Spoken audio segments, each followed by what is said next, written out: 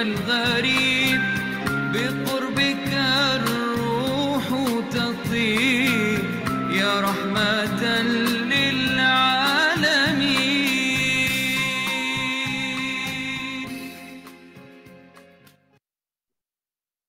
Kabar teman-teman semua, para sahabat pejuang subuh, sehat semuanya?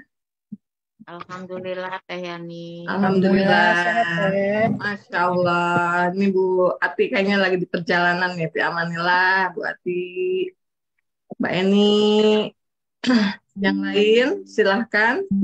Jika tidak berkendala sinyal, kita on-kan ya videonya, karena ini adalah salah satu adab kita, walaupun mungkin via online ya, tetap kita kedepankan utama kita terhadap adab terhadap majelis ilmunya, dan tetap bagi teman-teman mungkin yang on kamera maupun nanti khususnya juga yang off ya, yang off maupun yang off, khususnya juga yang on, berhati-hati tetap untuk menggunakan sebagaimana kita walaupun dalam via online, dalam keadaan off kamera, karena kita sedang berada di majelis ilmu, kita tetap menggunakan, menjaga adab kita terhadap majelis ilmu ini, tetap menggunakan hijab ya, kerudung dan mungkin pakaian muslimah yang seharusnya, karena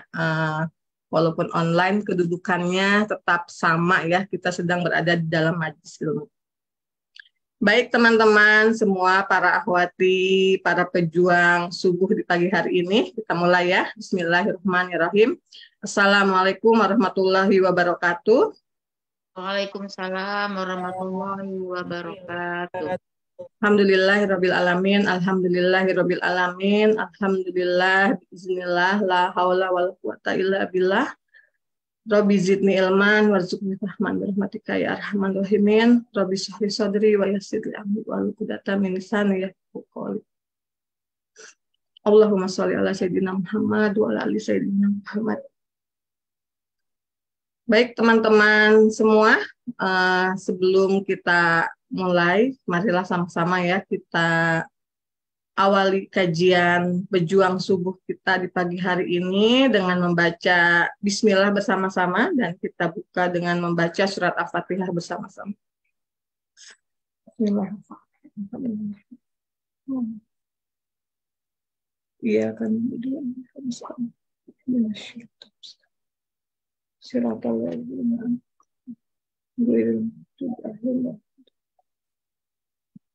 Amin.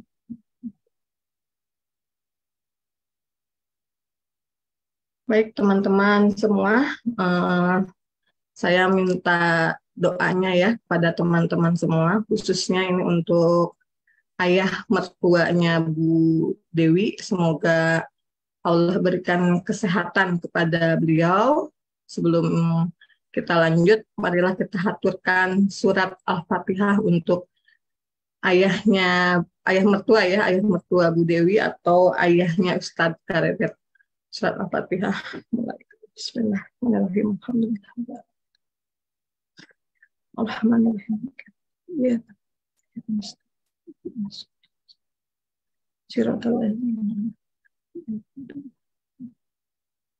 Amin.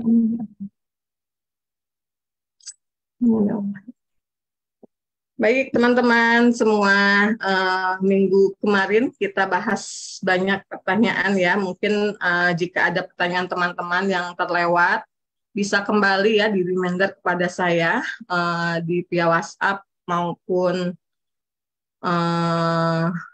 gimana nih, kolom Zoom ya, komentar kolom Zoom juga boleh.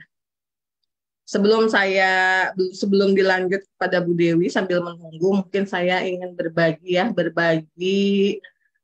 ada sebuah kalimat yang di sini dituliskan, tidak ada yang bisa menyakiti hatimu sampai kamu sendiri yang mengizinkan.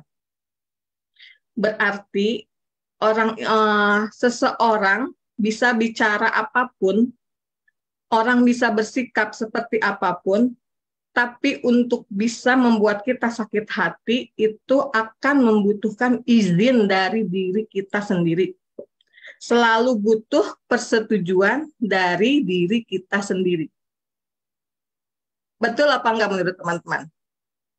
Kalau kita mungkin ya merasa sakit hati, apapun itu yang kita hadapi ketika kita merasakan hal tersebut, itu ada izin. Izinnya itu dari siapa? Tentunya dari diri kita sendiri. Karena perbuatan yang menyakitkan itu adalah sesuatu hal ketika kita merasakan sakit hati, itu adalah sesuatu hal yang bisa kita kendalikan. Bukan wilayah yang tidak bisa kita kendalikan. Ini terkait qada dan qadar ya. Terkait qada dan qadar, menyikapi hal tersebut.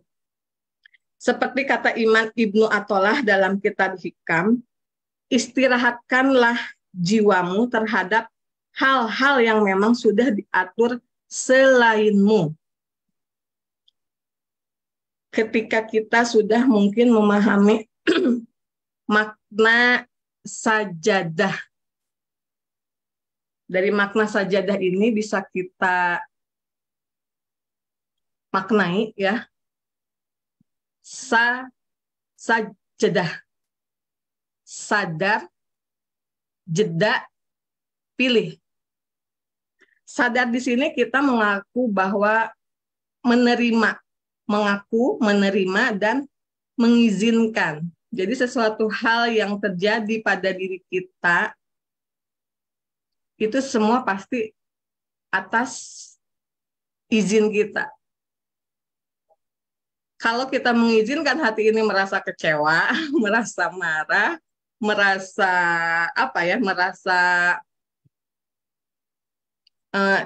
mungkin hal-hal negatif kali itu semua terjadi atas izin kita, karena itu ada di bawah kendali kita, ada di wilayah kita. Tapi bagi orang-orang yang membuat kita marah, membuat orang-orang kecewa terhadap kita, itu sesuatu hal bukan di wilayah kita. Jadi bagaimana kita untuk menyikapinya, itu adalah sesuatu hal yang memang betul-betul kitalah yang mengizinkan perasaan itu hadir. Mau bagaimana kita menyikapinya dengan perasaan itu? Apa kita mau marah? Apa kita mau kecewa? Atau apa kita menerimanya dengan lapang dada? Itu semua dikembalikan lagi kepada kita.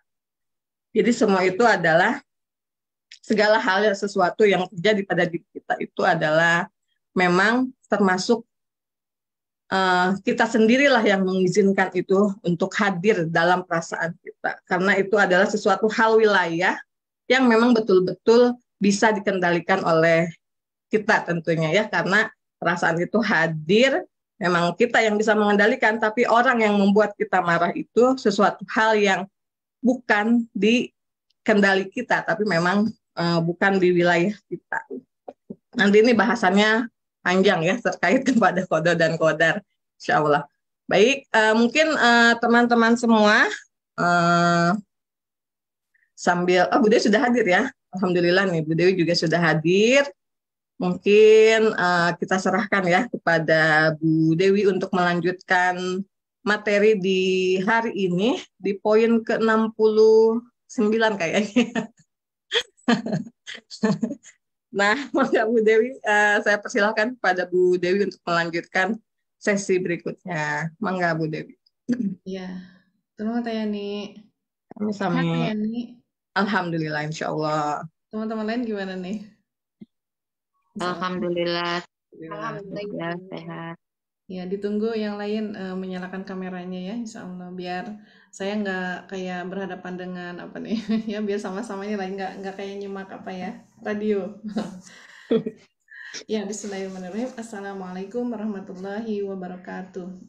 Waalaikumsalam warahmatullahi wabarakatuh. Wah, ini Bu Eni nih semangat sekali Bu Eni. Jam berapa Bu Eni di situ? Sama ya? Jam 5.39 Bu Dewi. Sama ya berarti ya. Alhamdulillah. Alhamdulillah, assalatu wassalamu ala rasulillah wa ala alihi wa ashabihi wa mawalah. Asyhadu an la ilaha illallah wa asyhadu anna muhammadan abduhu wa rasuluh. Rabbi shrah li sadri wa yassir li amri wahlul 'uqdatam min lisani yafqahu qawli. Rabbana zidna ilma warzuqna fahma bi rahmatika ya arhamar rahimin. Amin ya rabbal alamin. Hari ini insyaallah sebentar lagi kita memasuki bulan Hijriah lagi ya, tahun baru Hijriah ya, Masya Allah. Kayaknya perasaan baru kemarin gitu saya itu ya merasanya, mungkin nggak tahu teman-teman gimana. Oh, udah mulai Hijriah lagi ya, Masya Allah. Momen Hijriah itu memang banyak dijadikan ya oleh kaum muslimin ya untuk mengingat-ingat kembali ya kehidupan kita ya, dimana biasanya banyak ajakan untuk berhijrah ya. Hijriah ya, apa kaitannya Hijriah dengan berhijrah ya, itu sangat terkait ya. Jadi sebetulnya penanggalan tahun Islam ini yaitu para ulama dulu sepakat ya untuk memulai penanggalan tersebut sejak baginda Nabi Muhammad SAW itu mendirikan negara di Madinah ya. Beliau memimpin Madinah waktu itu tidak hanya sebagai seorang nabi ya, tapi sebagai kepala negara, yaitu ketika beliau hijrah ya dari Mekah ke Madinah, lalu di sana langsung menjadi seorang kepala negara. Nah, itulah yang kita kenal dengan hijrah ya, dulu hijrahnya baginda Nabi. Nah, ternyata di sana kaum Ansor ya, penduduk Madinah rela ya menyerahkan kepemimpinan mereka kepada baginda Nabi Muhammad SAW untuk dipimpin kehidupan mereka dengan aturan-aturan Islam. Nah, itulah momen awal pertamanya ya ditetapkannya penanggalan Hijriah. Dan sekarang sudah 1400 berapa TNI? Ya, sudah 14 abad Masya Allah ya, sejak beliau mendirikan negara di sana, menerapkan Islam secara kafah ya. Alhamdulillah, dan sampai saat ini kita peringati momen tersebut ya, dan mudah-mudahan kita bisa banyak belajar dari perjalanan hijrah beliau ya, insya Allah. Pelan-pelan ya, nanti kita bisa belajar bareng. Nah, kemudian hari ini insya Allah salah satu cara kita ya untuk menapaki perjalanan hijrah beliau ya. Hijrah itu menurut saya setiap hari harusnya ya, setiap hari. Kenapa setiap hari? Karena baginda Nabi wanti-wanti sama kita ya, baginda Nabi Muhammad SAW wanti-wanti bahwa tidak layak seorang muslim itu jatuh ke dalam lubang yang sama. Artinya hari ini harus lebih baik dibandingkan hari yang kemarin. Hari ini kita hijrah dari hari kita yang keburukan-keburukan kita di hari kemarin. Besok hijrah lagi, dan terus begitu. Ya, akhirnya kita bisa menjadi versi terbaik dari diri kita. Ya, karena tiap orang versi terbaiknya berbeda-beda. Ya. Yang jelas versinya standarnya pakai standar Allah ya. Baiknya bukan baik di hadapan manusia ya, karena kalau udah baik di hadapan manusia ya standarnya pasti duniawi ya. Tapi cenderungnya duniawi maksud saya. Nah, tapi kalau standar baiknya itu dari Allah, itulah yang akan membuat kita bahagia ya, dan selamat dunia akhirat insyaallah. Amin ya rabbal alamin. Nah, teman-teman, hari ini TNI poin keberapa? Kita masih bahas, mungkin teman-teman baru gabung ya, kita masih bahas tentang tema subtema ya. Karena kalau tema dari kajian pejuang subuh itu inspiring love. Kalau subtemanya kita sedang bahas ciri-ciri cinta dunia. Ya. Nah, mungkin hari ini tidak lanjut dulu nomornya ya, sampai saya mencari petunjuk dulu kepada Allah ya. Ya Allah, apalagi ada nggak kira-kira ya poin-poinnya lagi ya, yang jelas silakan ke 68 atau 69 ya terakhir itu ya. 68 terakhir. 68 ya. Poin-poinnya sering dibaca ya, sering diingat-ingat. Jangan sampai kita memiliki ciri-ciri tersebut ya, nauzubillah min dzalik. Nah, hari ini saya mau mulai dulu tentang apa itu cinta ya. Ya, jangan sampai kita bahas cinta dunia karena udah sekian pertemuan ya, 68 tema ya tentang cinta dunia, kita tidak ingat ya tentang makna cinta itu sendiri ya. Nah, cinta ini teman-teman ya, misalnya saya share screen ya, sebentar.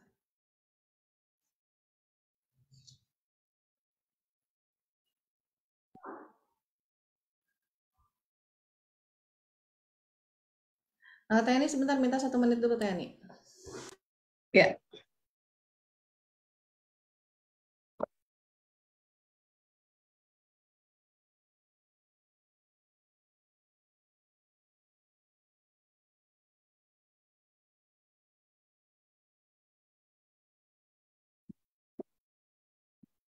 Bentar.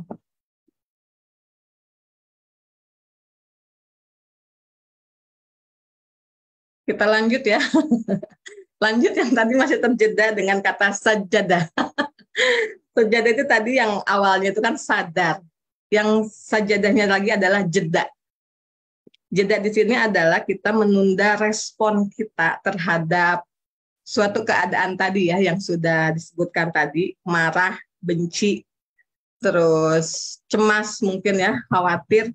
Jadi jangan sampai kita terburu-buru untuk merespon, langsung merespon, tapi kita menjeda dulu agar tidak langsung menyikapi suatu perbuatan itu tadi ya.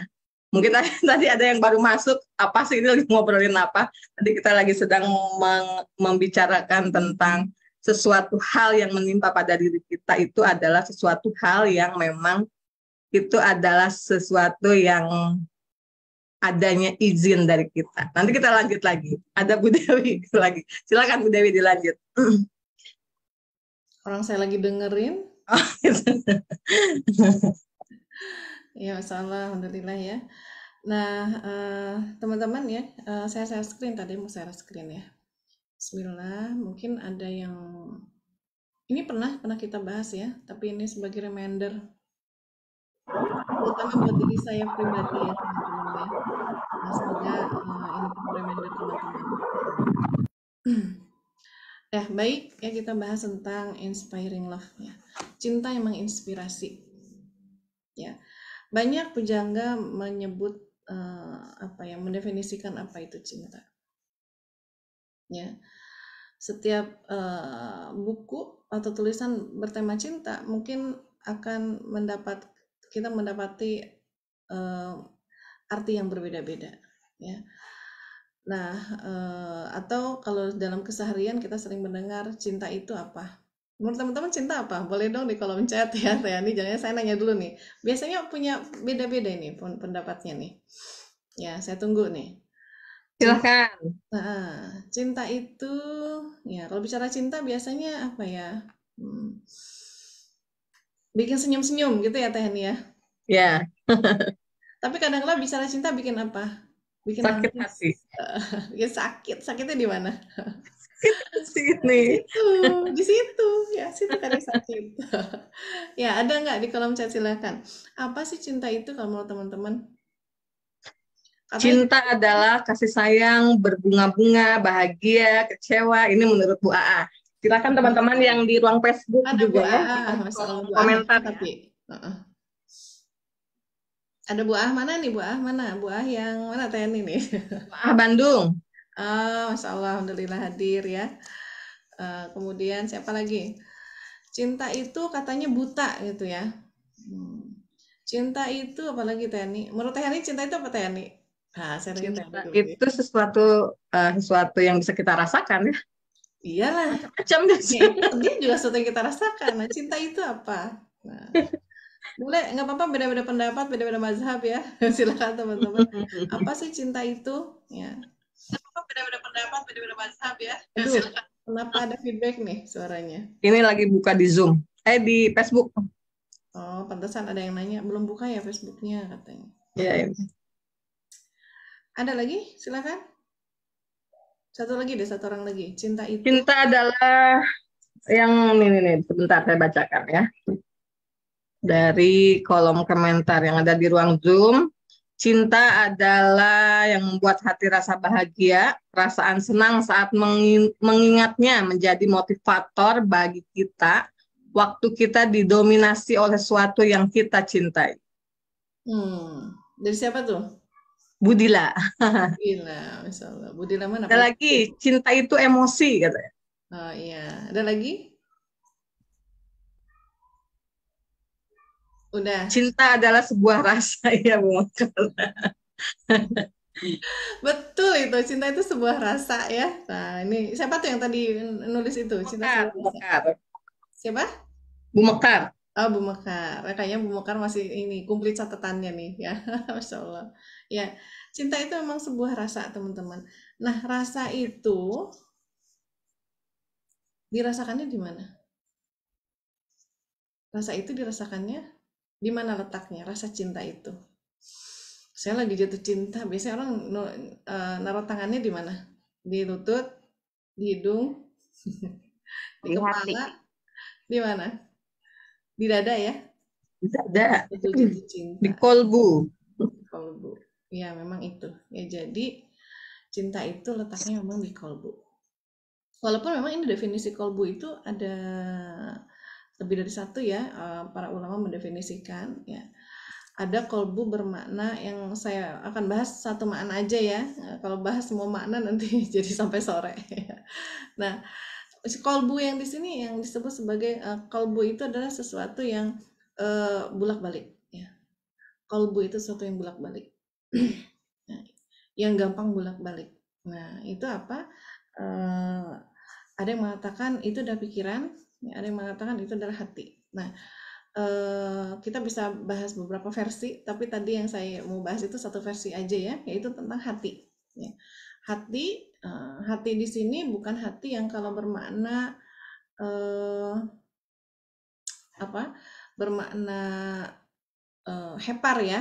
Kalau di anatomi kita belajar anatomi tubuh itu bukan hati yang disebut sebagai hepar, karena kalau hepar itu ada di abdomen ya, di abdomen kanan atas ya, rongga perut kanan atas. Nah, tapi kalau hati yang di sini, kolbu di sini yang dimaksud adalah di rongga dada ya. Hatiku bergetar, hatiku apa namanya? Ya, berdenyut ya Mas. Nah, itu memang menunjukkan ke yang di rongga dada yaitu jantung ya, teman-teman. Nah, jadi kolbu itu adalah jantung. Makanya dalam Al-Qur'an itu ya dikatakan setan itu menggoda manusia itu fi sudur ya, di dada manusia. Nah, di dada manusia ada apa? Ada jantung ya. Yuwaswisu fi sudur. Nah, gitu ya teman-teman. Nah, ini makna kolbu di versi yang akan kita bahas ya. Nah, yaitu hati, tempatnya di dada. Jantung ya, tempatnya di dada. Nah, ini gambaran jantung kita nih seperti ini. Coba teman-teman, ada jantungnya nggak kira-kira? Coba dipegang dulu, ada detaknya nggak? Ya, Masya Allah. Ya, sebetulnya nggak perlu dipegang. Ketika saya melihat teman-teman hadir di sini, insya Allah itu tanda bukti ya, bahwa teman-teman memiliki hati, memiliki jantung ini. Ya, nggak perlu di black dulu dadanya. Insya Allah saya yakin 100% ya ada jantungnya. Nah, asal mula cinta. Cinta itu asal mulanya di mana? Oh iya, sebentar. Tadi tentang cinta tadi ya, teman-teman. Cinta itu adalah rasa.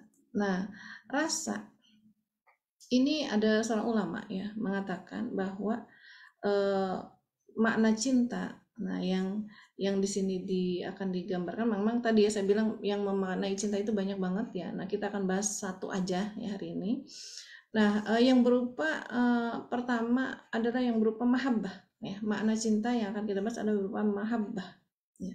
Yang artinya memang cinta. Nah, mahabbah ini itu asal katanya dari kata hub ya. Hub, ba ya. Hubbud dunia kayak gitu ya. Cinta dunia. Nah, hub yang memiliki makna dasar yaitu benih artinya. Hub itu benih. Nah, yaitu apa? Benih yang tertanam di dalam tanah. Dan tidak bergeser sedikit pun benih tadi meski diguyur air hujan. Ya kan gitu ya, kalau benih kan ditaruh ya walaupun hujan ya dia nggak bergeser di tanah itu. Kecuali ya tanahnya longsor itu mah udah beda definisi ya.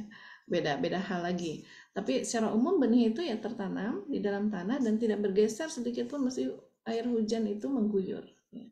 Bahkan lama-lama benih tadi akan berkembang memiliki akar makin kuat ya mencengkeram di dalam tanah. Di tengah musim dingin maupun musim panas ya datang silih berganti, benih itu tidak akan ini ya tetaplah dia di dalam tanah gitu. Ya, sekali benih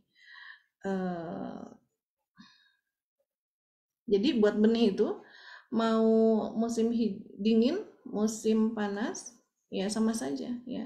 Tidak membuat dia itu ya, hujan atau matahari tidak membuat dia itu bergeser dari tempatnya. Ya. Tidak membuat dia itu capek lah aku jadi benih gitu ya. Hujan nih di dalam tanah dingin tahu misalnya gitu ya. Atau panas juga, kepanasan, hujan kedinginan ya. Nah, tapi tetaplah dia ada di tempatnya ya. Hujan atau ada matahari tidak ada bedanya buat dia. Pada satu saat benih tadi pun pasti akhirnya dia siap untuk tumbuh ya, untuk tumbuh dan mengeluarkan tunas-tunas hijau, dedaunan dan buah-buahan. Ya, jadi artinya apa? Cinta yang berupa hub ini ya, dia itu mau keadaannya sedang senang, sedang menderita ya, nggak ada bedanya. Cinta itu tetap ada ya, gitu maksudnya begitu ya teman-teman. Nah, akhirnya ketika tiba waktunya, cinta itu akan mulai tumbuh dan terus hidup ya. Dan orang yang menggenggam cinta yang mahabbah ini gitu ya, akhirnya karena cintanya terus tumbuh dan hidup, dia akan merasakan kebahagiaan walaupun hujan, badai, tetap gitu, tetap walaupun kehidupan sedang sepertinya tidak baik-baik saja, dia tetap bahagia karena dia memiliki cinta ini di dalam hatinya. Insya Allah itulah cinta yang menginspirasi. Mau nggak punya cinta kayak gitu? Mau banget kalau saya ya. Teh Adi mau nggak Teh Adi? Yang lain kayaknya nggak mau, adem-adem aja nggak ada suaranya. Teh Adi apa ya, kita doa ya. Ya Masya Allah, alhamdulillah. Nah, itu ya definisi cinta yang kita bahas, yaitu berupa mahabbah ya teman-teman, seperti benih tadi ya. Nah, asal mula cinta itu asal mulanya dari mana? Ya singkat cerita itu dari Allah gitu ya, Allah yang anugerahkan ya, itu memang singkatnya. Nah, tapi asal mula cinta itu ya, cinta itu memang bermula dari Allah yang kita kenali sebagai itu salah satu bentuk fitrah ya. Fitrah atau naluri yang Allah berikan berbarengan dengan penciptaan manusia ke dunia ya, berbarengan dengan Allah ciptakan kita dengan bentuk yang sekarang ini nih, kayak gini nih manusia seperti ini ya, Allah berikan naluri ya, naluri mencintai. Nah, sedikit review ya, naluri pada diri manusia itu ada 3 ya, ada atau kita sebutnya sebagai gharizah ya. Gharizah itu ada 3 ya, ada gharizah tadayun. Kemudian gharizah tadayun itu adalah naluri untuk mensucikan atau naluri beragama lah ya, bahasa Indonesianya. Mensucikan sesuatu, naluri beragama. Ada yang namanya kemudian gharizah baqo ya, yaitu mempertahankan diri. Kalau sekarang mungkin bahasa kitanya tuh naluri eksistensi diri ya. Nah, kemudian yang ketiga gharizah baqo, nau ya, nau itu naluri untuk melestarikan keturunan. Nah, apa sih penampakan naluri beragama? Lihat aja, semua manusia itu pasti rindu untuk menyembah sesuatu, mengagungkan sesuatu, mengejar sesuatu yang dia pikir itu yang bisa membahagiakan dunia ya, di hidup dia, yang dia pikir itu bisa membuat hidup dia bahagia ya, dikejar sampai dia rela mati untuk hal-hal tersebut. Nah, itulah bukti bahwa manusia itu punya naluri beragama. Makanya nggak aneh ya kalau banyak sekte, aliran sesat gitu ya, banyak agama-agama, karena memang nalurinya manusia itu mencari Tuhan ya, punya naluri beragama, dia akan mencari Tuhan. Walaupun orang mengakunya ateis, dia pasti ada yang dia tuhankan gitu ya, dia kejar, dia perjuangkan, dan dia rela mati untuknya. Nah, kemudian ada gharizah tadi eksistensi diri, pertahanan diri bako itu ya. Nah, bentuknya apa ya, mungkin kalau dia dihina, dia marah ya, dia ya berjuang untuk hidup lah ya bako gitu ya, atau pengen dipuji, itu juga termasuk bentuk-bentuk naluri eksistensi diri ini ya, gharizah bako. Yang ketiga adalah gharizah nau, melestarikan keturunan. Ini adalah gharizah yang naluri yang penampakannya itu terlihat dari pokoknya seperangkat gitu ya. Semua perilaku manusia yang menunjukkan itu dalam rangka melestarikan keturunan. Ya. Misalnya adanya naluri seksual, ya. Seksual itu kepada siapa? Kepada lawan jenis ya. Ada penyukai lawan jenis. Ya karena dengan menyukai lawan jenis tadi itu adalah jadi modal akhirnya manusia mau berkembang biak, melestarikan keturunannya. Ya, jadi fitrahnya manusia itu memang menyukainya lawan jenis, teman-teman ya. Kalau menyukai sejenis, sakit berarti dia ya. Ada yang sakit dengan fitrahnya, terganggu fitrahnya. Nah itu harus disembuhkan. Insya Allah bisa sembuh, pasti bisa sembuh. Ya. Nah kemudian adanya rasa sayang terhadap anak, rasa khawatir, cinta kepada orang tua, suami istri sering mencintai, ya, sering menjaga keluarganya dan seterusnya, itu adalah penampakan-penampakan dari bahwa manusia itu punya naluri nau ini, ya, berketurunan, naluri berketurunan. Kalau berkembang biak kayaknya kucing gitu ya tadi ya, kayak ayam ya. Tapi memang seperti itulah manusia juga mau berkembang biak gitu ya, berketurunan. Nah, dan 3 naluri ini itu bisa mereka pun bentuknya ya, akan menghasilkan atau apa istilahnya ya, akan terlihat ya dari bahwa ada akan muncul cinta ya, rasa cinta itu akan muncul di ketiga naluri ini. Ya memang fitrah manusia akhirnya ya, misalnya dia menemukan Tuhannya, ya Tuhan kita memang cuma satu ya, tapi kan banyak yang secara fakta menyembah yang lain selain Allah ya. Nah tapi perhatikan, kalau orang sudah menemukan Tuhannya, berarti gerizah tadayunnya sudah terpenuhi itu, karena dia menemukan Tuhannya ya. Itu akan tumbuh rasa cinta dari situ, cinta kepada Tuhannya. Ya, cinta kepada, kalau kita sebagai muslim, kalau benar cinta kita kepada Allah, itu pasti tumbuh cinta. Kalau benar iman kita kepada Allah, pasti akan tumbuh cinta kepadanya. Jadi kalau kita belum mencintai Allah, dipertanyakan imannya. Memang salah satu standar orang beriman itu adalah ya dia mencintai Allah. Ya. Buktinya apa?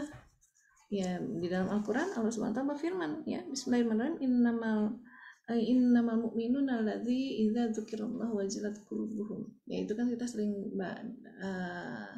dengar ayat tersebut ya. Orang yang beriman itu siapa? Dia yang bergetar ya hatinya ketika disebut nama Allah. Ya. Tahyani pernah nggak bergetar hatinya ketika disebut nama siapa?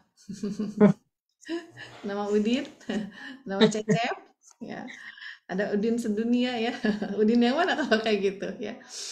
Nah, mungkin kita dulu pernah merasakan getaran hati kepada seseorang manusia ya. Nah, kenapa sih bergetar disebut nama dia? Karena kita tuh mencintainya.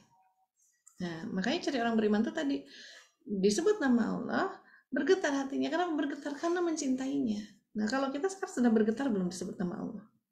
Dari tadi saya nyebut-nyebut nama Allah ya, ada getaran hati nggak? Seperti kita dulu bergetar hatinya ketika mendengar nama Udin ya. Ya, cinta monyet lah dulu gitu teman-teman. Ya karena ada perasaan cinta. Bahkan kita berbunga-bunga bahagia, senyum-senyum sendiri gitu. Mungkin ya kalau dengar nama Udin tadi, anggaplah Udin gitu ya namanya ya. Nah, karena itu cinta ya.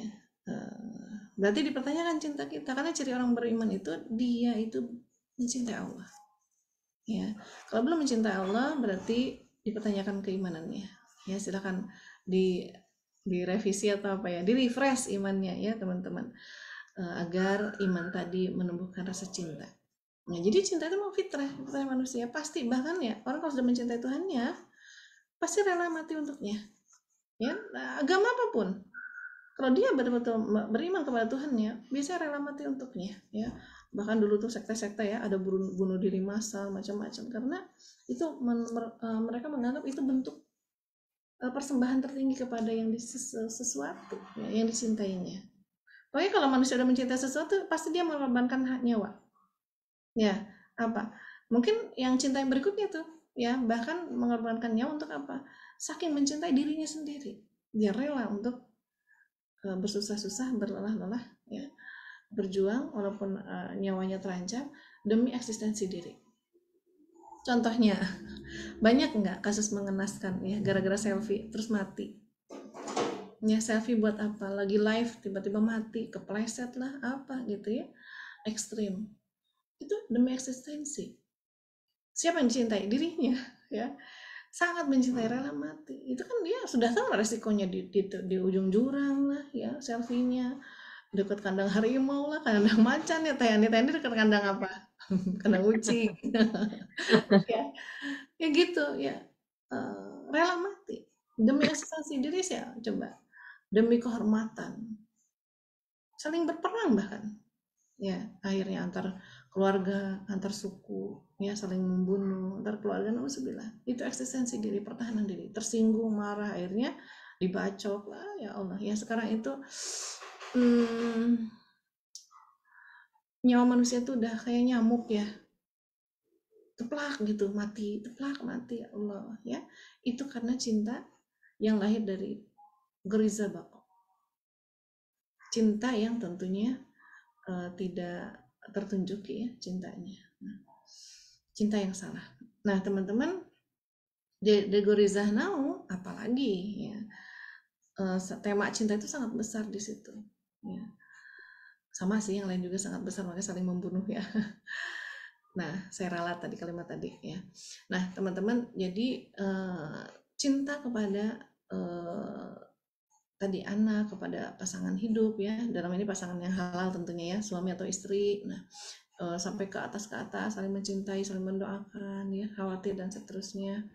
Nah, ini oh ya teman-teman, minta doanya juga untuk bapak mertua saya ya.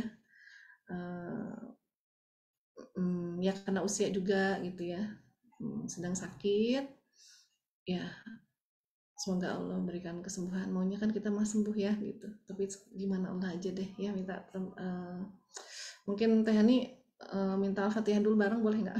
Jadi ingat saya ya. Tadi di awal sebetulnya sudah, tapi sudah apa? Ya? Oh ya udah, alhamdulillah ya. Ya, nah itu semua bersedih ya, saya nggak mau sedih di sini ya. Ya Masya Allah, semua bersedih. Dan ya karena kalau kita ngeliat pasangan, orang tua ya, anak atau saudara kita ya, nah sakit, pasti kita sedih karena itu apa, muncul dari rasa cinta ya. Bahkan kalau kehilangan, wah lebih sakit lagi ya. Nah begitulah yang terjadi pun dengan gurizah bako dan gurizah tadayun. Kalau kehilangan, kalau memang dia mencintai Tuhannya, ketika dia kehilangan Tuhannya gitu ya, ketika seorang muslim kehilangan Allah, kalau seorang muslim ya, dia akan sakit ya, termasuk eksistensi diri ya. Ketika dia kehilangan penghargaan dari orang lain misalnya gitu ya, rasanya tidak berharga dirinya, sakit ya. Itu teman-teman, jadi cinta itu memang fitrah, ada pada diri manusia. Bahkan baginda Nabi Muhammad SAW juga sama ya. Jadi jangan bayangkan kadang kalau orang bilang dia mah wajar lah, beliau mah nabi ya, jadinya begitu, jadinya solih gitu ya, jadinya cintanya kepada Allah. Nah enggak teman-teman ya, enggak seperti itu. Beliau juga manusia yang memiliki geriza yang sama dengan kita ya. Nah bagaimana tadayun, udah jelas itu kepada Allah ya. Bagaimana cinta beliau yang muncul dari eksistensi diri, geriza bakonya. Lihatlah beliau, bagaimana cara beliau mengelola rasa cinta tadi ya. Rasa cinta ya, beliau ada rasa marah, ada rasa marah, tapi apa yang beliau lakukan ketika beliau marah? Nah itu harus dicontoh ya. Jadi menghilangkan fitrah ini, rasa cinta ini dalam diri manusia, itu sesuatu yang tidak mungkin karena sepaket ya, karena sepaket. Jadi yang paling mungkin itu apa? Mengelola cintanya ya, agar cinta tadi benar, agar cintanya itu tidak salah ya, agar cinta. Berarti kalau kita bicara salah dan benar, itu standarnya siapa? Benar menurut siapa, salah menurut siapa? Nah itu yang harus memang kita pahami ya kan, sehingga akhirnya kita punya tolak ukur dalam menentukan cinta yang benar dan cinta yang salah. Nah, tolak ukurnya apa dalam rangka kita menentukan cinta yang benar dan salah tadi ya. Nah ini yang tolak ukur tuh berarti standar gitu ya teman-teman. ketika kita menyebutkan benar dan salah, nah ada yang ini memang akhirnya terjebak dengan khayalan sendiri ya manusia itu. Maksudnya begini, jadi ini kita untuk mengevaluasi apakah kita sudah memiliki cinta yang benar atau masih salah. Ya, cinta benar dan cinta salah itu pertama objek yang kita cintai itu benar nggak? Ya, betul nggak kita itu memang layak mencintainya atau bahkan harus mencintainya, gitu ya. Berarti benar tidaknya kita punya standar, ya. Mengatakan ini benar, mengatakan ini salah. Dan kalau seorang muslim tentu standarnya harus benar, harus sama, ya. Harus sama dengan muslim lainnya. Jangan kata saya yang benar ini A, kata Teh Yani A itu salah, ya. Kata saya yang B itu salah, kata Teh Yani B yang benar, ya. Itu berarti standar menentukan objek cinta itu berbeda-beda, ya. Nah kemudian standar yang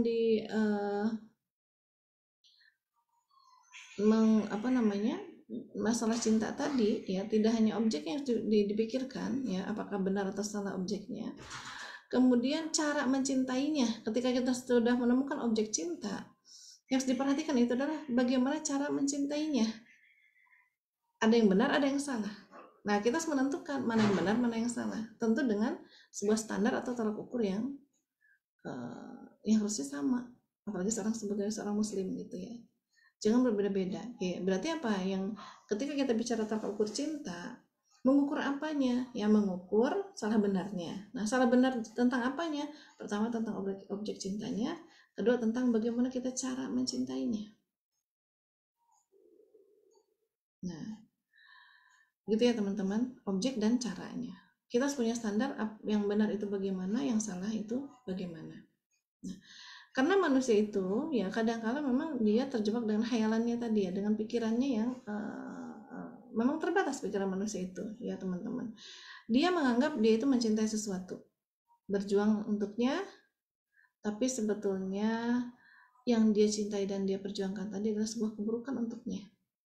Ya, yang dia pikir itu kebenaran. Ya, akhirnya hidupnya menderita, hidupnya tidak bahagia. Nah, jadi teman-teman gampang sebetulnya untuk mencari akar masalah dari kenapa saya nggak bahagia. Pasti karena ini, gitu ya. Pasti temanya cinta. Hidup kita tuh temanya mau cinta tadi. Ya, entah cinta soal urusan dengan Allah, cinta urusan dengan cinta kita dengan diri sendiri, cinta urusan kita dengan keluarga kita. Ya, tema hidup kita tuh itu tentang itu. Ya, sehingga kalau salah mencintai, akhirnya terjadi keburukan tadi karena kita menganggap itu kebenaran ya.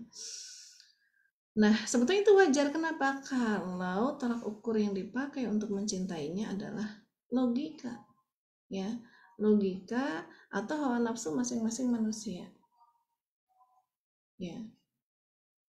Dan ini memang Allah sendiri yang memberitahukan kepada kita bahwa seperti itu sifat manusia. Kadang-kala dia membenci sesuatu yang pada sesuatu itu baik buat dia, yaitu berdasarkan surat Al-Baqarah ya, ayat 216. Ya, ini sebetulnya ayat ini Al-Baqarah ini ayat tentang bagaimana perintah Allah untuk berjihad ya. Nah, bismillahirrahmanirrahim. Kutiba alaikumul qital ya, diwajibkan atas kamu itu qital. Ya teman-teman, ini berperang itu berjihad itu kewajiban ya, sama seperti kita mana sih sederhananya gitu ya, mana itu kan cuma kutiba ya, di mana wajibnya, seperti apa wajibnya. Nah ini kadang-kadang kita itu sebetulnya di dalam Al-Quran banyak ayat-ayat yang diawali dengan kutiba alaikumul qisas, kutiba alaikumus syiyam, kita hafalnya itu ya. Nah, berarti itu sebetulnya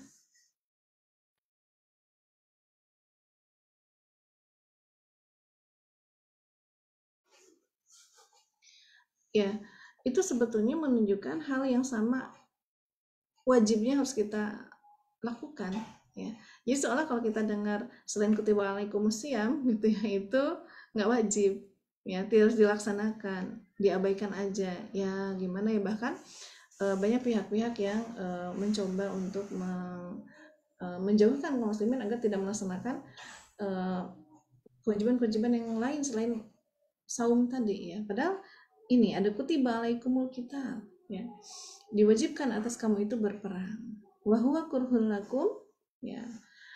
Nah, wa asa takrahu syai'an. Nah, jadi padahal berperang itu adalah sesuatu yang kamu benci. Biasanya begitu ya. Kita siapa sih yang senang peperangan? Nggak ada yang senang perang ya. Nah, walau hatta gitu ya, sampai si penjajah itu ya mungkin dia kayaknya seolah dia senang gitu menjajah ya. Kalau ditanya kepada hati nuraninya, tentu sebetulnya nggak suka berperang, itu ya kepaksa aja, dalam tanda petik kepaksa ya, karena mereka ingin memperjuangkan eksistensi dirinya. Karena dengan cara halus nggak bisa udah dengan berperang gitu ya. Atau kalau dibalik mereka diperangi, mereka juga nggak mau, takut sebetulnya ya. Nah, jadi sesuatu yang biasanya dibenci oleh manusia ya. Padahal yaitu ya wahwa khairul lakum, yaitu amat baik bagimu. Wasa tuhibbu syai'an wa huwa syarrul lakum. Dan boleh jadi pula kamu menyukai sesuatu. Ya, padahal ia amat buruk bagimu. Wallahu ya'lamu wa antum la ta'lamun. Nah, ini kalimat akhir dari Allah ya. Allah itu mengetahui dan kamu itu tidak mengetahui. Ya, aku itu tahu kata Allah. Kalian itu tidak tahu. Berarti apa tidak mengetahui itu? Kita itu bodoh ya teman-teman. Kita tuh bodoh kita tuh sangat lemah dalam menentukan mana baik, mana buruk. Siapa yang tahu, yang tidak lemah menentukan baik buruk? Ya hanya Rabb kita, hanya Allah Subhanahu wa taala. Sehingga selayaknya maka siapa yang jadikan tolak ukur dalam kita menentukan objek cinta dan cara mencintai? Tentu Allah Subhanahu wa taala. Ya. Tentu standar dari Allah, karena Allah yang memahami hakikat segala sesuatu. Allah yang mau memahami hakikat mana kebaikan, mana keburukan. Hanya Allah. Sehingga kita yang lemah ini dan bodoh ini yang tidak tahu apa-apa ini, harusnya kita menyerahkan diri kepada pendapatnya Allah. Gitu ya. Kita berserah dan ikut pendapatnya Allah. Jangan bikin pendapat sendiri. Terserah aku dong, suka-suka. Kayak gitu kan. Sekarang kan kalimatnya begitu. Kok saya yang cinta sama dia, situ yang ribut gitu ya. Kadang-kadang itu kalimatnya ya. Udah deh, jangan ribut. Nah.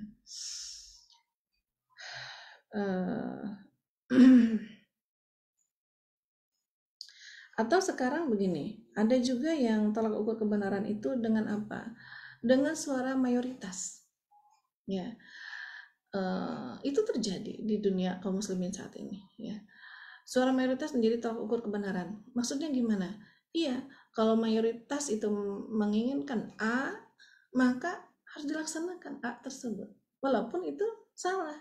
Ya, dan notabene mayoritasnya pun ini memang sudah memayoritas gitu ya, pendapat mayoritas yang dijadikan tolak ukur kebenaran, dan mayoritasnya ini pun ketika menentukan suara itu tuh diwakili juga oleh segelintir dari mayoritas tadi gitu ya, yang katanya mewakili, padahal realitanya bisa jadi tidak mewakili. Nah, mayoritas itu gimana? Kalau kita anggap 100% adalah suara bulat gitu ya, mayoritas itu adalah, kalau 50-50 mayoritas bukan. Tapi kalau 51 banding 49, berarti 51 dianggap mayoritas. Padahal selisihnya berapa? 2 ya. Selisihnya cuma 2 suara. Selisih 1 suara. Selisih 1 suara. Atau 2 ya. Jadinya 2 ya hitungnya. Gimana sih? Kalau gitulah gitu ya. 2. Nah, 2 suara ini mengalahkan 49 suara. Gara-gara 2. Gara-gara 50 plus 1 itu mengalahkan. Jadi dianggap nggak ada yang 49 itu. Ya, nggak ada orang, dianggap nggak ada orang gitu. Adanya cuma 50 plus 1. Tadinya 50-50 itu masih dianggap tuh, yang 50 sebelah kiri kanan tuh masih dianggap orang ya. Dianggap ada maksudnya. Nah, gara-gara tambahan 1, yang sisanya 49 tidak dianggap ada. Tidak diperjuangkan pendapatnya gitu ya. Nah, itu teman-teman. Jadi Apakah itu sesuatu tolak ukur yang adil kalau kayak gitu? Bukan, ya enggak, sangat tidak adil gitu ya. Nah, berarti adil tidaknya bagaimana? Adil tidaknya tentu harus kita serahkan kepada zat yang maha adil. Ya, zat yang maha adil. Karena manusia itu walaupun mayoritas, bisa jadi karena kelemahan akalnya, bahkan mereka tuh berlogika yang nggak pakai akal, beda banget logika dengan akal. Nah, nanti kita bahas sedikit ya. Mereka itu kemungkinan menyuarakan sesuatu kesalahan, bahkan kemaksiatan, itu berpulangnya sangat besar.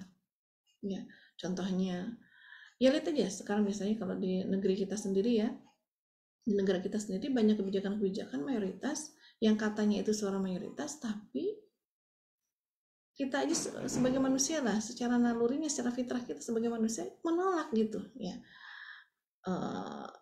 Apa kebijakannya? Mereka memutuskan bersama-sama, katanya berdasarkan suara mayoritas apa? Harga kebutuhan pokok naik, BBM naik, apa naik? Secara fitrahnya manusia seneng nggak sih? Kalau mau ditanya teman-teman seneng nggak kenaikan itu? Saya emang nggak ada gitu ya. Maunya makin turun kan gitu ya misalnya. Atau bagaimana ini diputuskan bahwa ya sekarang di sebagian beberapa negara diputuskan apa, karena katanya suara mayoritas ya, yang akhirnya disebut suara mayoritas tadi sebagai undang-undang gitu ya, dilegalkannya LGBT gitu ya. Kemudian kemarin juga ada isu ya, saya belum membacanya sendiri sih di ini,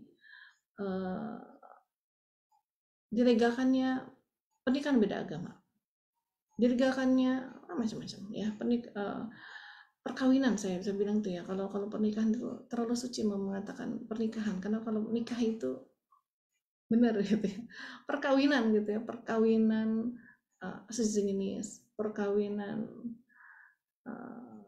beda agama ya, yang tidak dibolehkan. Nah, hal-hal yang akhirnya itu kalau kita lihat bagaimana standarnya Allah memandang hal tersebut, itu sesuatu yang buruk, dibenci, bahkan dimurkai oleh Allah Subhanahu wa taala. Padahal mayoritas, katanya mayoritas memilih tersebut. Ya, nah maka itu gambaran bahwa suara mayoritas tidak menjamin itu adalah sebuah kebenaran.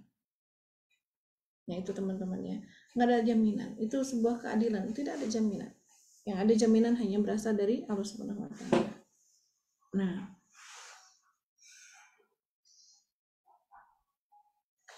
itu ya teman-teman. Dan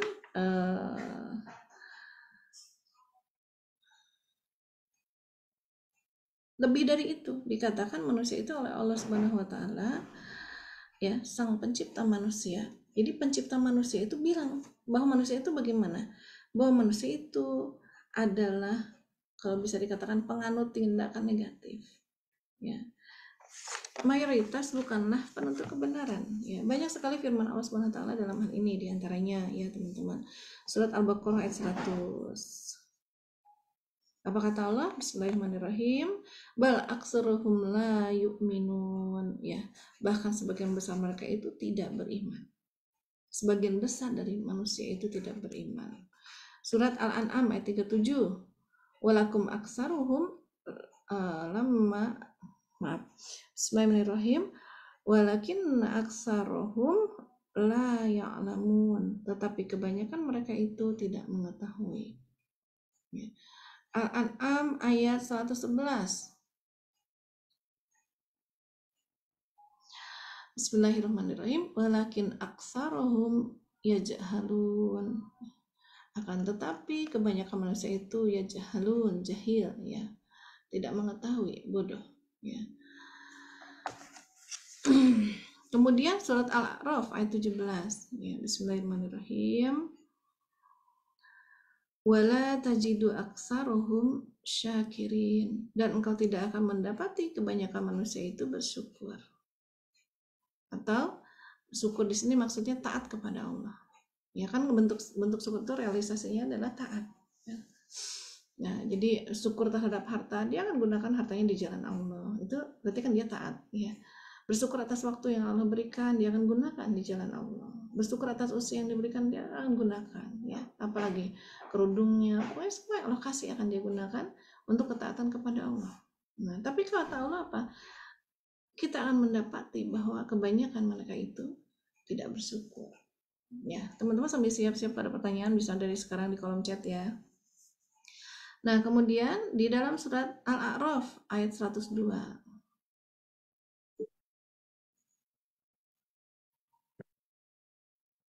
Bismillahirrahmanirrahim. Wa iwajadana aksarahum lafasiqin, ya. Dan kami tidak mendapati kebanyakan mereka itu memenuhi janjinya. Ya, sesungguhnya kami mendapati kebanyakan, ya. Sesungguhnya kami mendapati kebanyakan mereka orang-orang yang fasik, ya. Orang yang fasik itu apa sih? Orang yang fasik itu orang yang senang bermaksiat. Dia tahu nggak boleh tapi terus dilakukan. Itu orang yang fasik. Kebanyakan manusia seperti itu, ya. Nah, kemudian surat Al-A'raf ayat 131.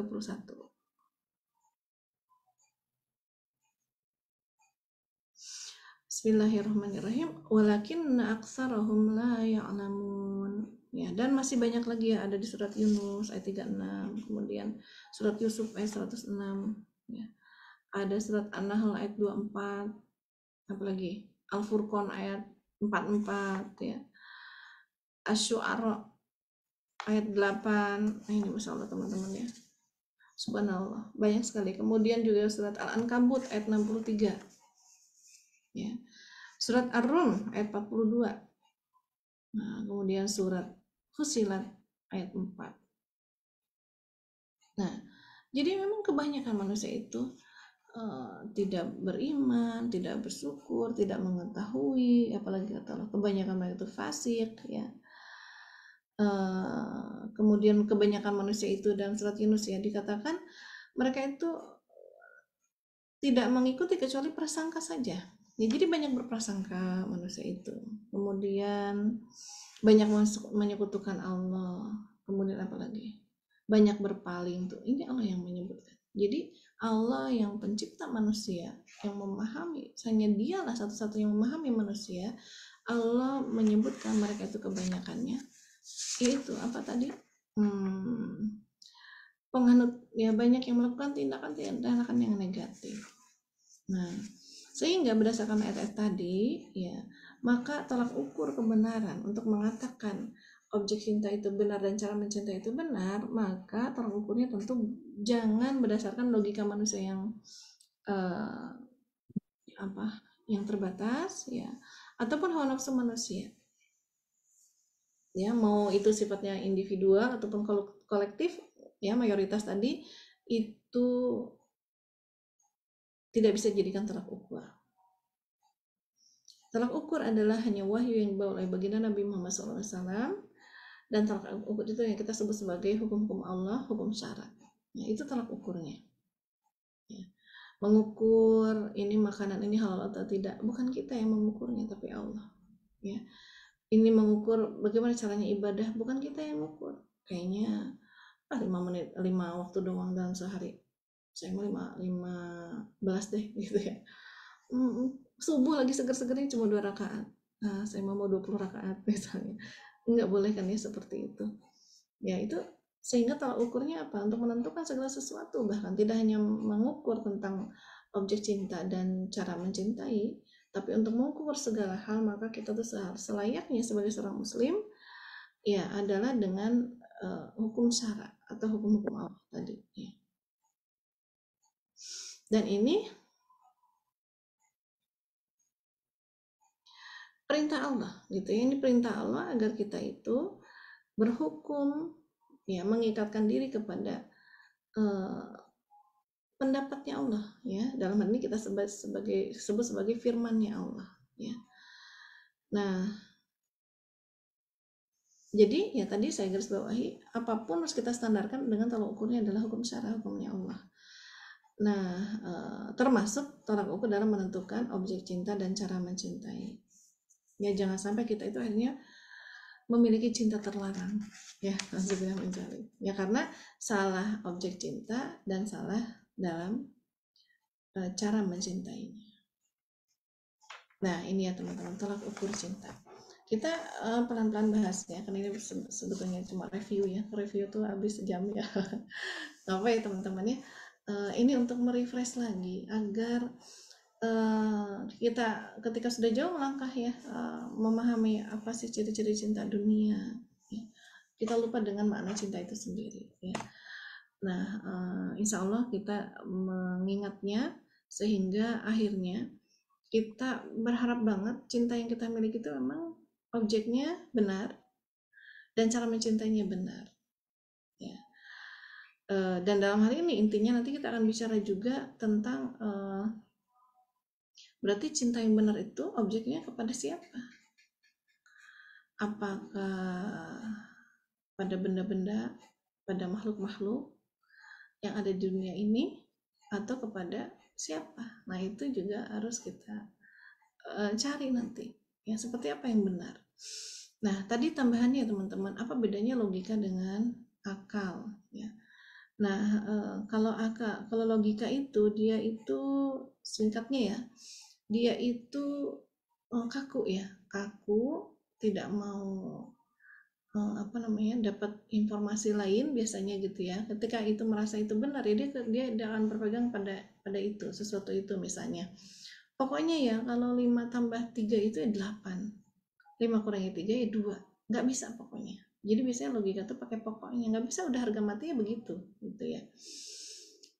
Nah, itu logika ya, pokoknya ya.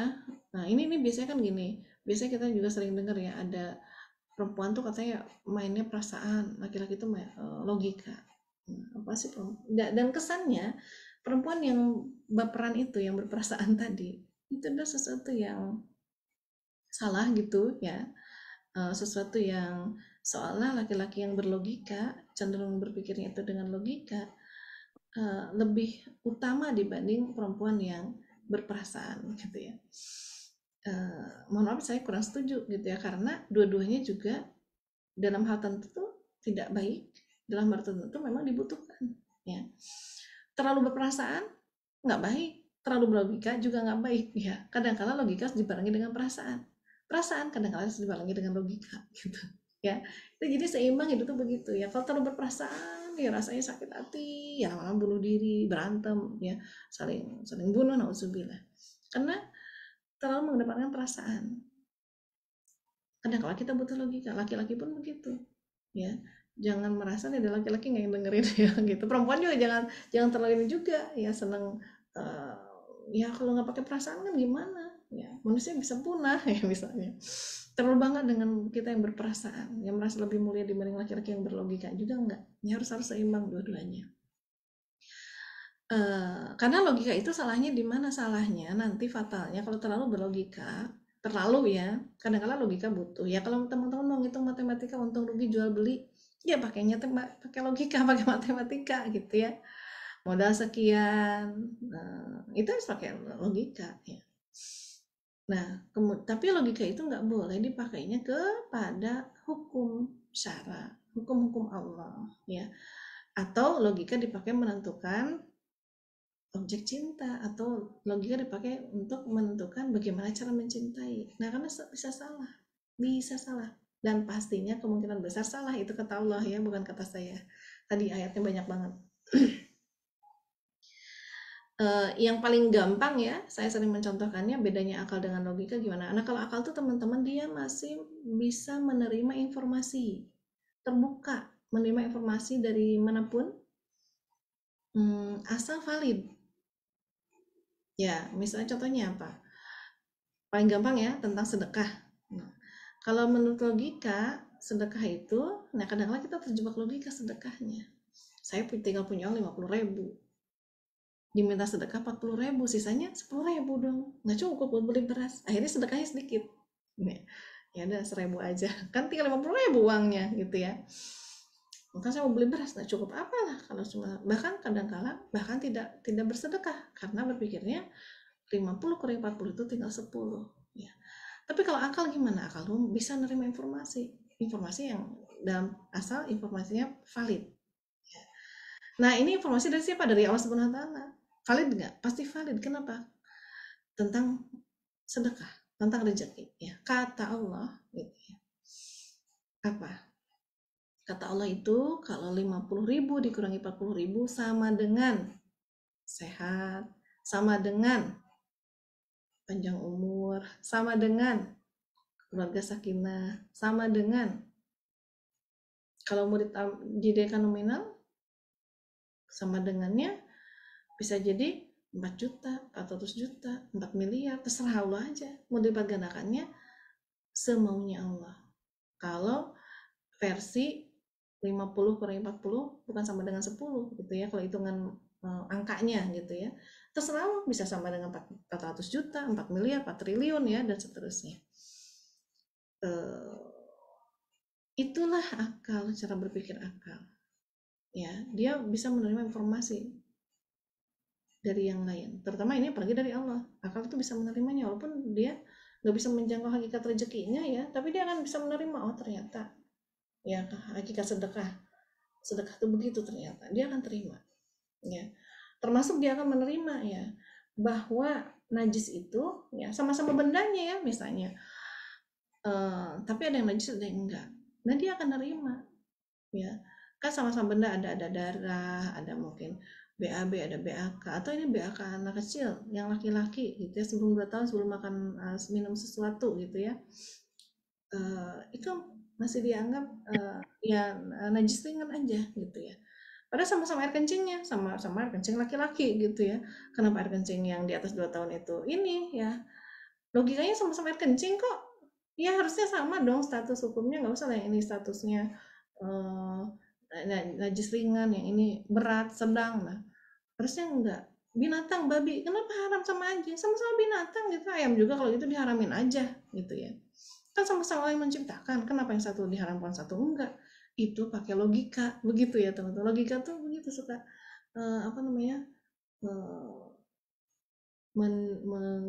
mengeneralisir. Nah itu logika. Kalau akal bisa nerima, kalau kata Allah yang ini haram, yang ini enggak, kita akan nerima. Itu akal. Nah, jadi yang keren tuh mana? Yang berperasaan atau yang berlogika? Yang keren adalah yang perasaannya dibimbing akal, yang logikanya dibimbing akal. Ya, akal yang punya tolak ukur, Allah Subhanahu wa taala tolak ukurnya. Karena akal juga tadi, karena akal itu mampu menerima informasi, kelemahannya di mana? Dia bisa mengambil informasi dari manapun. Kata Barat gimana? Kata Barat, seks bebas boleh nggak? Boleh. Nah, dia bisa nerima tuh, ya. Bisa nerima akal itu sebetulnya gitu. Tapi tadi kalau tolak ukurnya bukan dari Allah, dia bisa menerima sesuatu yang salah. Ya, maka akal itu pastikan akal kita ketika berpikir, ya, kita punya tolak ukur dari Allah Subhanahu wa taala atau dari syara, hukum syara. Ya. Nah, itu mungkin teman-teman ya. Jadi, pastikan tolak ukur cinta kita adalah Allah Subhanahu wa taala. Ya, jadi nanti jangan salah mencintai dan jangan salah cara memberikan cintanya. Ya, kepada siapapun. Boleh nggak mencintai orang tua? Boleh. Kata Allah boleh nggak? Nah, gitu tanya aja, kata Allah boleh nggak mencintai orang tua? Bukan boleh lagi, bahkan diwajibkan. Nah, gimana cara mencintainya?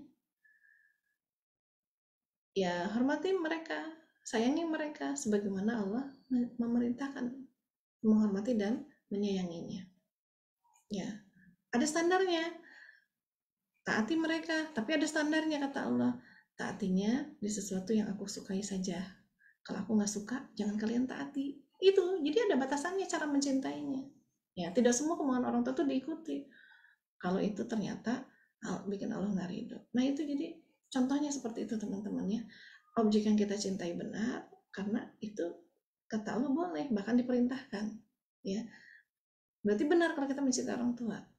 Ya, kemudian cara mencintainya, nah tolak ukurnya tetap Allah Subhanahu wa taala. Nah, begitu seterusnya, apapun yang kita cintai. Boleh nggak mencintai harta? Boleh. Bahkan Allah menyuruh kita mencari harta. Ya. Tapi batasan cintanya bagaimana? Nah, mencintai harta itu nanti ketika dia mencari hartanya, pastikan tidak meninggalkan kewajiban yang lain. Ya, gara ikhtiar katanya kan, jadinya sholat telat, nggak ngaji. Ada kewajiban dakwah, dia juga nggak bisa dakwah. Ada kewajiban-kewajiban ditinggalkan. Mendidik anak istri, dia tinggalkan. Nah, itu cara mencintai yang salah. Ya, cara mencintai harta yang benar gimana? Tidak meninggalkan kewajiban, kemudian mencarinya di jalan yang halal, itu cara mencintai hartanya begitu.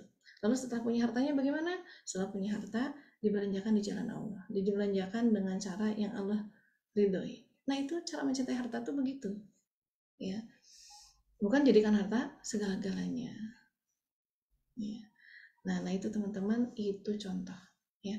Semoga kita bisa banyak muhasabah diri kita, ya, agar senantiasa sesuatu yang kita cintai dan bagaimana kita mencintai sesuatu tadi itu selalu sesuai dengan maunya Allah, karena hanya itulah yang dikatakan cinta yang benar, ya.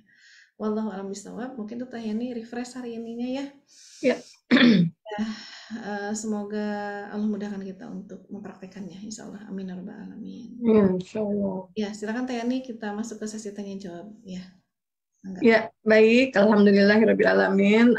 Mungkin bagi teman-teman sebelumnya ini bisa review atau refresh ya. Tapi bagi teman-teman juga di sini ada yang baru bergabung di pagi hari ini. Baik, sebelum kita lanjut ke sesi tanya jawab, sambil menunggu ya, teman-teman juga silahkan yang ada di ruang Facebook juga saya perkenankan jika ada yang ingin ditanyakan, karena di ruang Facebook juga tidak bisa bertanya langsung. Jadi mungkin bisa di kolom komentar yang ada di ruang Facebook. Jika mungkin privasi pertanyaannya bisa di kolom inbox messengernya Pembuktian Cinta. Begitu juga teman-teman yang ada di ruang Zoom ya, mau di chat di kolom Zoom silahkan, atau mau via Japri ke nomor WhatsApp saya juga saya persilahkan. Sebelum kita lanjut, silahkan teman-teman jika berkenan ya, kita pegang HP-nya masing-masing. Sudah dipegang HP-nya masing-masing. Silahkan teman-teman buka YouTube-nya. Sudah? Jika sudah dibuka YouTube-nya, teman-teman boleh ketik Inspiring Love Pejuang Subuh. Lalu silahkan di subscribe ya, nanti karena yang ada di Facebook, live Facebook ini akan saya up kembali ke YouTube untuk nanti bisa dimurojaah oleh teman-teman semua yang mungkin ada yang tidak punya Facebook, jadi bisa lihat di YouTube insya Allah. Dan semoga apa-apa yang teman-teman mainkan jempolnya tadi ya, menjadi amal jariah untuk teman-teman semua insya Allah. Baik, alhamdulillah ini Bu Aah sudah raise hand ya. Mungkin ada yang ingin ditanyakan oleh Bu Aah. Kepada Bu Aah saya persilahkan untuk dibuka mic-nya. Mangga Bu Aah. Iya. Assalamualaikum warahmatullahi wabarakatuh. Waalaikumsalam warahmatullahi wabarakatuh. Nih lagi buka YouTube, nanti dulu bertanya dulu.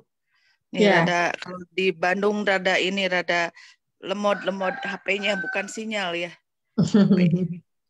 Ya. Assalamualaikum warahmatullahi wabarakatuh, Teh Yani dan Bu Ustazah Dewi. Waalaikumsalam warahmatullahi wabarakatuh, Bu Ya, Aah. mau bertanya ini ya. Mangga Bu Saya Aah. sebagai hamba Allah masih begitu mencintai makhluknya Allah seperti suami, anak-anak ya seperti itu.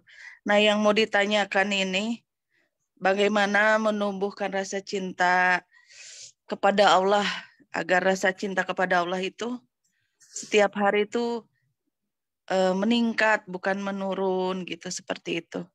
Jadi menumbuhkan, bagaimana caranya menumbuhkan rasa cinta kepada Allah Ta'ala sehingga mempengaruhi kepada dakwah, mencari ilmu gitu, seperti itu Bu Dewi. Insyaallah itu aja. Assalamualaikum warahmatullahi wabarakatuh. Waalaikumsalam warahmatullahi wabarakatuh. Masya Allah pertanyaannya bikin baper. Ya, saya itu ketemu Bu Aah di Bandung ya, waktu acara Di Garut. di Garut. Kan di Bandung dulu ketemunya. Pernah emang di Bandung. Di jalan. Di Garut. Jalan menuju Garut lah, masih daerah Bandung itu ya. Nah, tapi rasanya ya nggak hanya berlaku ke Bu Aah aja ya. Cuma rasanya ketika kita bertemu, pas lihat lagi kan kita berpisah tuh ya. ada rasa kangen, rindu ya. Nah, dan paling kita bertemu cuma kemarin tuh 2 hari ya Bu Ah ya. Mungkin udah mulai tumbuh rasa sayang di antara kita gitu ya, karena kangen itu nggak mungkin ada kangen kalau nggak cinta ya, nggak sayang. Nah, sesederhana itu sih untuk bisa mencintai Allah itu gitu ya. Kenapa? Kenapa sih kita kalau ketemu atau misalnya tidak hanya kasus dengan saya dengan Bu Ah ya, secara alami lah mungkin teman-teman yang udah pernah ikut MSH mungkin salah satunya, atau mungkin ikut kelas bareng ya, kita bareng-bareng seharian, wah ini kan kenalan ya, jadi sahabat ya, ternyata enak nih ngobrolnya sebelah saya teh ya, oh jadi ya, ternyata sebelah saya itu punya sesuatu yang saya lagi memang cari-cari ya, bisnis apa, mungkin punya sekolah pesantren apa, punya apa, akhirnya kita terhubung ya, sering dekat, akhirnya saling jadi soulmate gitu ya. Nah itu jadi sederhananya apa, tak kenal maka tak sayang, itu benar gitu ya. Jadi satu-satunya cara untuk mencintai Allah itu kenali Allah Subhanahu wa Ta'ala. Bagaimana cara mengenali Allah itu?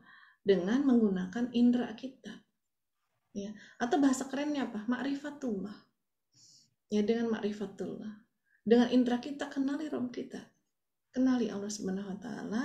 Itu yang pertama ya, ma'rifat. Yang kedua apa, bergaul dengan Allah ya, dekat dengan Allah, berinteraksi dengan Allah, itu yang bisa menemukan cinta. Kan saya tuh kenapa senang, sayang, cinta, kangen sama Bu Aah misalnya salah satunya ya, sama Leni, sama yang lain juga kangen ya, yang udah pernah ketemu selalu kangen ya.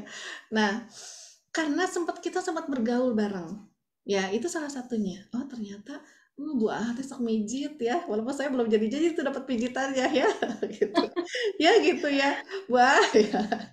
Nah misalnya begitu, oh ternyata begini, oh ternyata dia begini, kita jadi senang ya. Nah begitu teman-teman, itu yang harus kita lakukan justru kepada Allah ya, sehingga kalaupun akhirnya kita mencintai saudara kita, standar kita adalah karena kita bukan semata-mata dia mah baik jadi kita cintai, berarti akhirnya kita akan berhenti mencintainya kalau kita melihat akhirnya dia punya ada keburukannya ya, berarti kita mencintainya belum karena Allah ya, masih karena dia terbaik ya.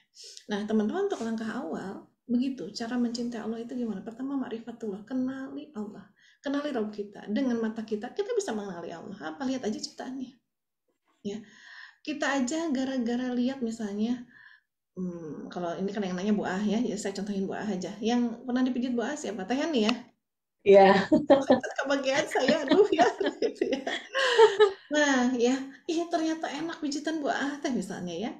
Jadi sayang tuh ya. Jadi karena merasakan pijitannya Bu Ah ya.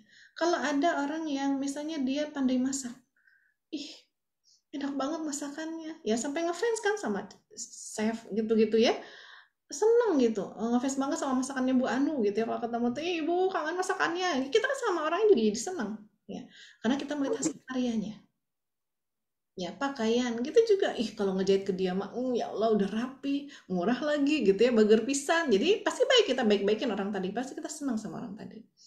Nah gitu jadi dari hasil karya, dari ciptaannya Allah itu kenali Rob kita gitu ya. Misalnya ya kemarin tuh saya ke Teh Yani Pak ngomongnya ya. Iya ke Teh Yani ya. Pas lagi perjalanan kan pakai aplikasi sekarang tuh ya, ada Google Map. Saya tuh dalam pikiran tuh berpikir gini, ini tuh gimana caranya Google Map tuh ya sampai belokan-belokan tuh tahu. Bahkan yang Waze itu ya, bahkan katanya Waze ya, dia tuh ada polisi dibilangin, ada apa dibilangin, ya, sekian meter tuh ya ada polisi. Jadi yang nggak bawa SIM langsung putar balik gitu ya. Kok bisa secanggih itu? Gimana sih caranya itu awalnya gitu ya? Sampai si alat itu bisa mendeteksi dengan cepat lagi hitungannya detik. Ya. Tahu kalau ini jalannya lagi ditutup. Sampai portal-portal dia juga tahu seringnya ya. Udah banyak yang tahu ini gangnya lagi tutup. Atau toko. Emang setiap toko itu laporan gitu ke Google gitu ya, tuh bukanya jam berapa, tutup jam berapa, kok dia tahu ya gitu ya kan ya, toko atau restoran atau apa, sekolah dan lain-lain, kantor, kok bisa ya? Pas sekarang ada tutup buka jalan, dia juga tahu gitu. Itu orang tuh yang bikin aplikasinya keren banget gitu ya. Dan bagaimana Rob yang membuat orang yang keren tadi? Rob yang membuat orang yang cerdas tadi. Nah, tadi ya, kenapa sama manusia kita bisa cepat jatuh cintanya, sama Allah kurang cepat? Karena ya ketika kita melihat ciptaannya, kita tuh tidak membenarkan dalam pikiran kita. Akhirnya hati kita itu tumbuh rasa. Ya, jadi perlu dibenarkan. Dibenarkan itu gimana?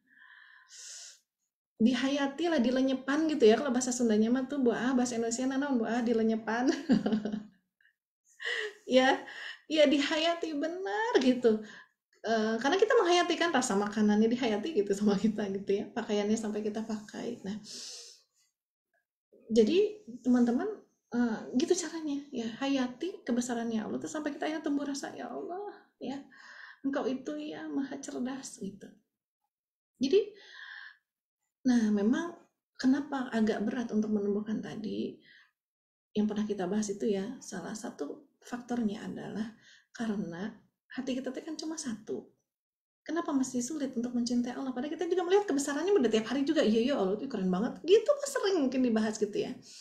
Tapi kenapa belum juga mencintai Allah? Karena hati kita cuma satu dan tidak mungkin ada dua cinta dalam satu hati. Berarti apa? Kalau Allah masih susah kita cintai, isi hati kita udah ada isinya belum?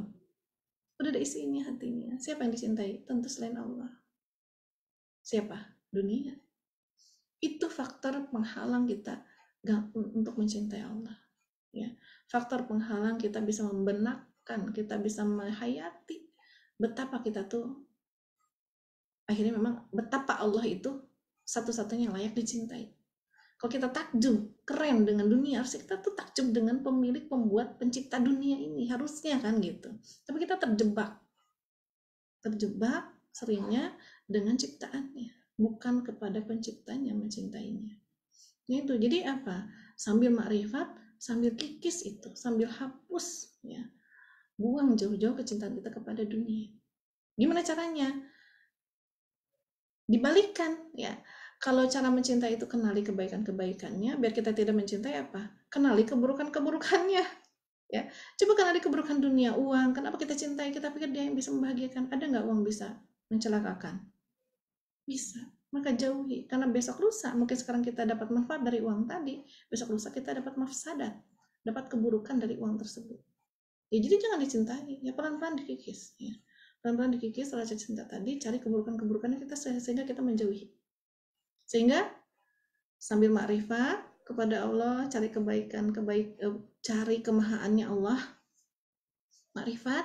Nah ini cari keburukannya dunia, ya, supaya kita tidak membencinya sih. Itu dalam rangka agar hati kita tuh isinya Allah gitu ya. Karena dunia itu tidak boleh kita benci juga. Ada yang boleh dibenci, bahkan harus dibenci, ada yang tidak ya. Dunia, orang tua kan termasuk dunia juga, orang tua, anak, harta tadi ya, dunia juga. Nah, berarti cara membencinya pun sesuai dengan takarannya Allah Subhanahu wa taala. Nah, itu ya. Lalu sering bergaul dengan Allah. Sering ngobrol. Ya, jadi jangan dekati Allah nunggu iman kita kuat, nunggu kita cinta kepada Allah, tapi dekatilah Allah, seringlah bergaul dengan Allah, berbicara dengan Allah, komunikasi dengan Allah. Tidak hanya sholat ya, berarti banyak berzikir, banyak ngobrol ya. Agar cinta kita tumbuh. Bukan nunggu tumbuh cinta kita. Apa tadi? Baru dekati Allah, tapi dekati terus, bergaul terus agar cinta itu tumbuh. Ya, begitupun kalau katanya, aduh saya tuh imannya lagi lemah, berarti cinta kepada Allah lagi lemah gitu ya. Bukan nunggu imannya kuat terus kita itu akhirnya sholat, tadarusan dan seterusnya. Paksain tadarusan, paksain dekati Allah agar imannya jadi kuat. Ya, nah itu dibalik silahkan teman-teman ya cara berpikirnya. Insya Allah itu cara kita mencintai Allah ya. Sehingga memang kenapa ada poin cinta dunia itu sampai udah 68 poin ya, itu salah satu cara agar kecintaan kita kepada dunia itu terkikis ya. Ternyata semua 68 poin yang sudah dibahas itu tidak mengenakan untuk kehidupan kita, itu bikin kita menderita, sengsara, merana, apalagi kita ya nih menderita, sengsara, merana, gundah gulana dan sejenisnya ya. Sok aja teman-teman kalau memahami 68 poin itu, apa sih masalah teman-teman sekarang? Itu pasti hampir 99% penyebabnya adalah karena kita isi hati masih dunia. Masih ada kecintaan kepada dunia. Mungkin poin ke yang 20 yang kita masih ya lakukan, poin ke 30 yang masih kita lakukan, atau dari 68 jangan-jangan ada semuanya. Ya Allah, ya itu yang membuat kita sulit untuk mencintai Rabb kita. Ya, kita berlindung kepada Allah Subhanahu wa taala agar kita jauhkan dari sifat seperti itu ya. Nauzubillah min dzalik. Karena teman-teman ya tidak ada alasan lain. Cuma satu alasannya, kita di dunia ini untuk apa? Untuk mencintai Allah. Karena dengan mencintai Allah kita jadi mau rela untuk mentaatinya. Taat itu berarti kita beribadah. Ya. Ini bahasa saya ya. Untuk apa di dunia? Mencintai Allah. Karena dengan cinta tadi pasti beribadah. Ya. Nggak ada alasan lain, cuma itu. Ya, bagaimana cara-caranya? Nah, itu sudah sering dibahas juga. Atau kalau mau detail, teman-teman ikut kelas hijrah cinta ya. Tani, kapan Tani? Aduh, ini momen hijriah nih. Kita buka kelas ke angkatan ke-13 ya. Doakan ya, mudah-mudahan ya. Insyaallah. Ayo ikutan. Ayo. Ayo semangat bawa pasukan ya. Masyaallah, alhamdulillah. Gitu Bu Aa. Ya, jazakillah khairan kasiron. Nah, iya. Mau ke Sukabumi atau kapan di Bandung, Bu Ustazah? Bu Ustazah Dewi Aduh, saya mah Selatian. tergantung yang nyulik. Insya Allah banyak mau ikutan kalau di Masya Allah. Atau diangkut aja ke Sukabumi lah, kan dekat Bandung Sukabumi mah. Bandung. Tinggal berkedip ya. Pinjem inilah, pinjem pintu Doraemon. Iya, mangga semoga Allah izinkan ya Bu Ah ya. Amin ya Rabbal alamin. Sok atuh Bu Ah yang nyulik saya lah ya. Bismillah di Bandung teh sama Teh Nur. Bandung, semangat. Iya. Ya. Ada yang lain Teh Ani? Baik, kita lanjut ke sesi pertanyaan berikutnya. Ini ada dari ruang komentar Facebook ya, dari Mbak Levi. Ustazah izin bertanya terkait sodakoh, jika dulu para sahabat ketika diminta bersodakoh dan memang jor-joran ya, karena ada negara yang menjamin kehidupan mereka setelahnya. Tapi saat ini seringnya logika berkata kalau diberikan gimana, kehidupan serba mahal dan tak ada jaminan rakyat dibiarkan untuk mencari penghidupan sendiri. Iya. Itu yang tadi dibahas ya. Itu memang pernyataan tadi itu cenderung dipengaruhinya dengan logika ya teman-teman. Dan kalau kita lihat kapan sih sebetulnya sahabat itu para sahabat ya. Kalau tadi misalnya pendapat ya sahabat jor-joran itu bersedekah karena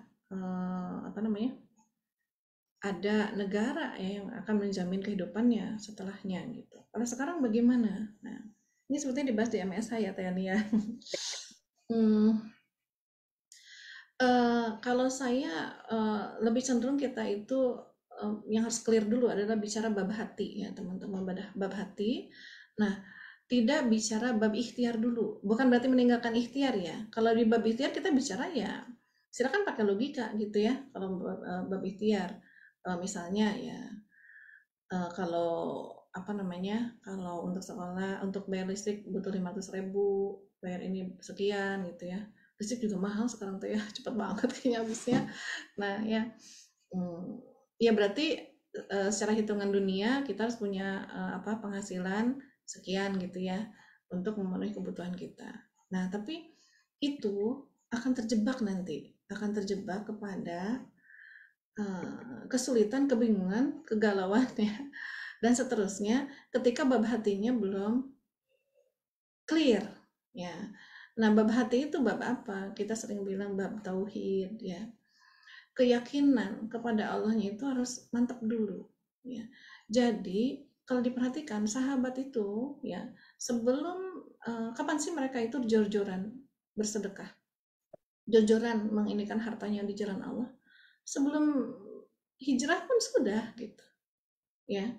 Bahkan ketika mereka hijrah, semua hartanya ditinggalkan. Ya. Atau sebelum mereka hijrah, banyak yang jor-joran gitu ya, seperti memerdekakan siapa? Bilal ya, dengan hartanya gitu. Udah nggak mikir lagi. Ya, itu dilakukan oleh mereka itu juga sebelum adanya negara yang dibangun oleh baginda Nabi SAW, yang dimana beliau itu memang akhirnya secara hitungan dunianya, buminya, kaum muslimin itu dijamin kehidupannya gitu ya, terutama kebutuhan pokoknya ya, sandang, pangan, papan, pendidikan, kesehatan, keamanan, itu yang pokok ya, itu dijamin oleh baginda Nabi Muhammad SAW. Buktinya apa? Ketika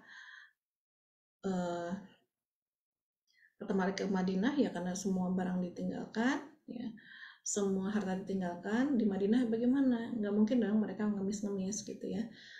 Baginda Nabi apa? Untuk menjamin perekonomian para sahabat muhajirin, mempersaudarakan dengan Ansor. Ya, jadi sebenarnya teman-teman, untuk menuntaskan kemiskinan dengan cara cepat, ya dalam 1 hari tuntas kemiskinan gampang banget. Saat ini ya, persaudarakan antara si miskin dengan si kaya. Ya jamin, ada jamin, penjamin. Bahkan 1 orang kaya mungkin tidak hanya 1 orang miskin yang bisa dia jamin kalau sekarang ya. Kalau kekayaannya tek-tekan gitu ya, bisa menjamin sekian banyak orang gitu ya. Itu cepat, dalam 1 hari kemiskinan akan hilang. Ya betul nggak? Ya gampang banget ya, nggak usah pakai teri-teri, aduh bikin undang-undang dulu ini itu, aduh kebanyakan ya. Nah, tapi sebelum itu pun mereka jujuran. Kenapa? Dan kalau diperhatikan gini teman-teman ya, lebih ke kitanya sekarang realisasinya lah, kita langsung realisasi kita di dalam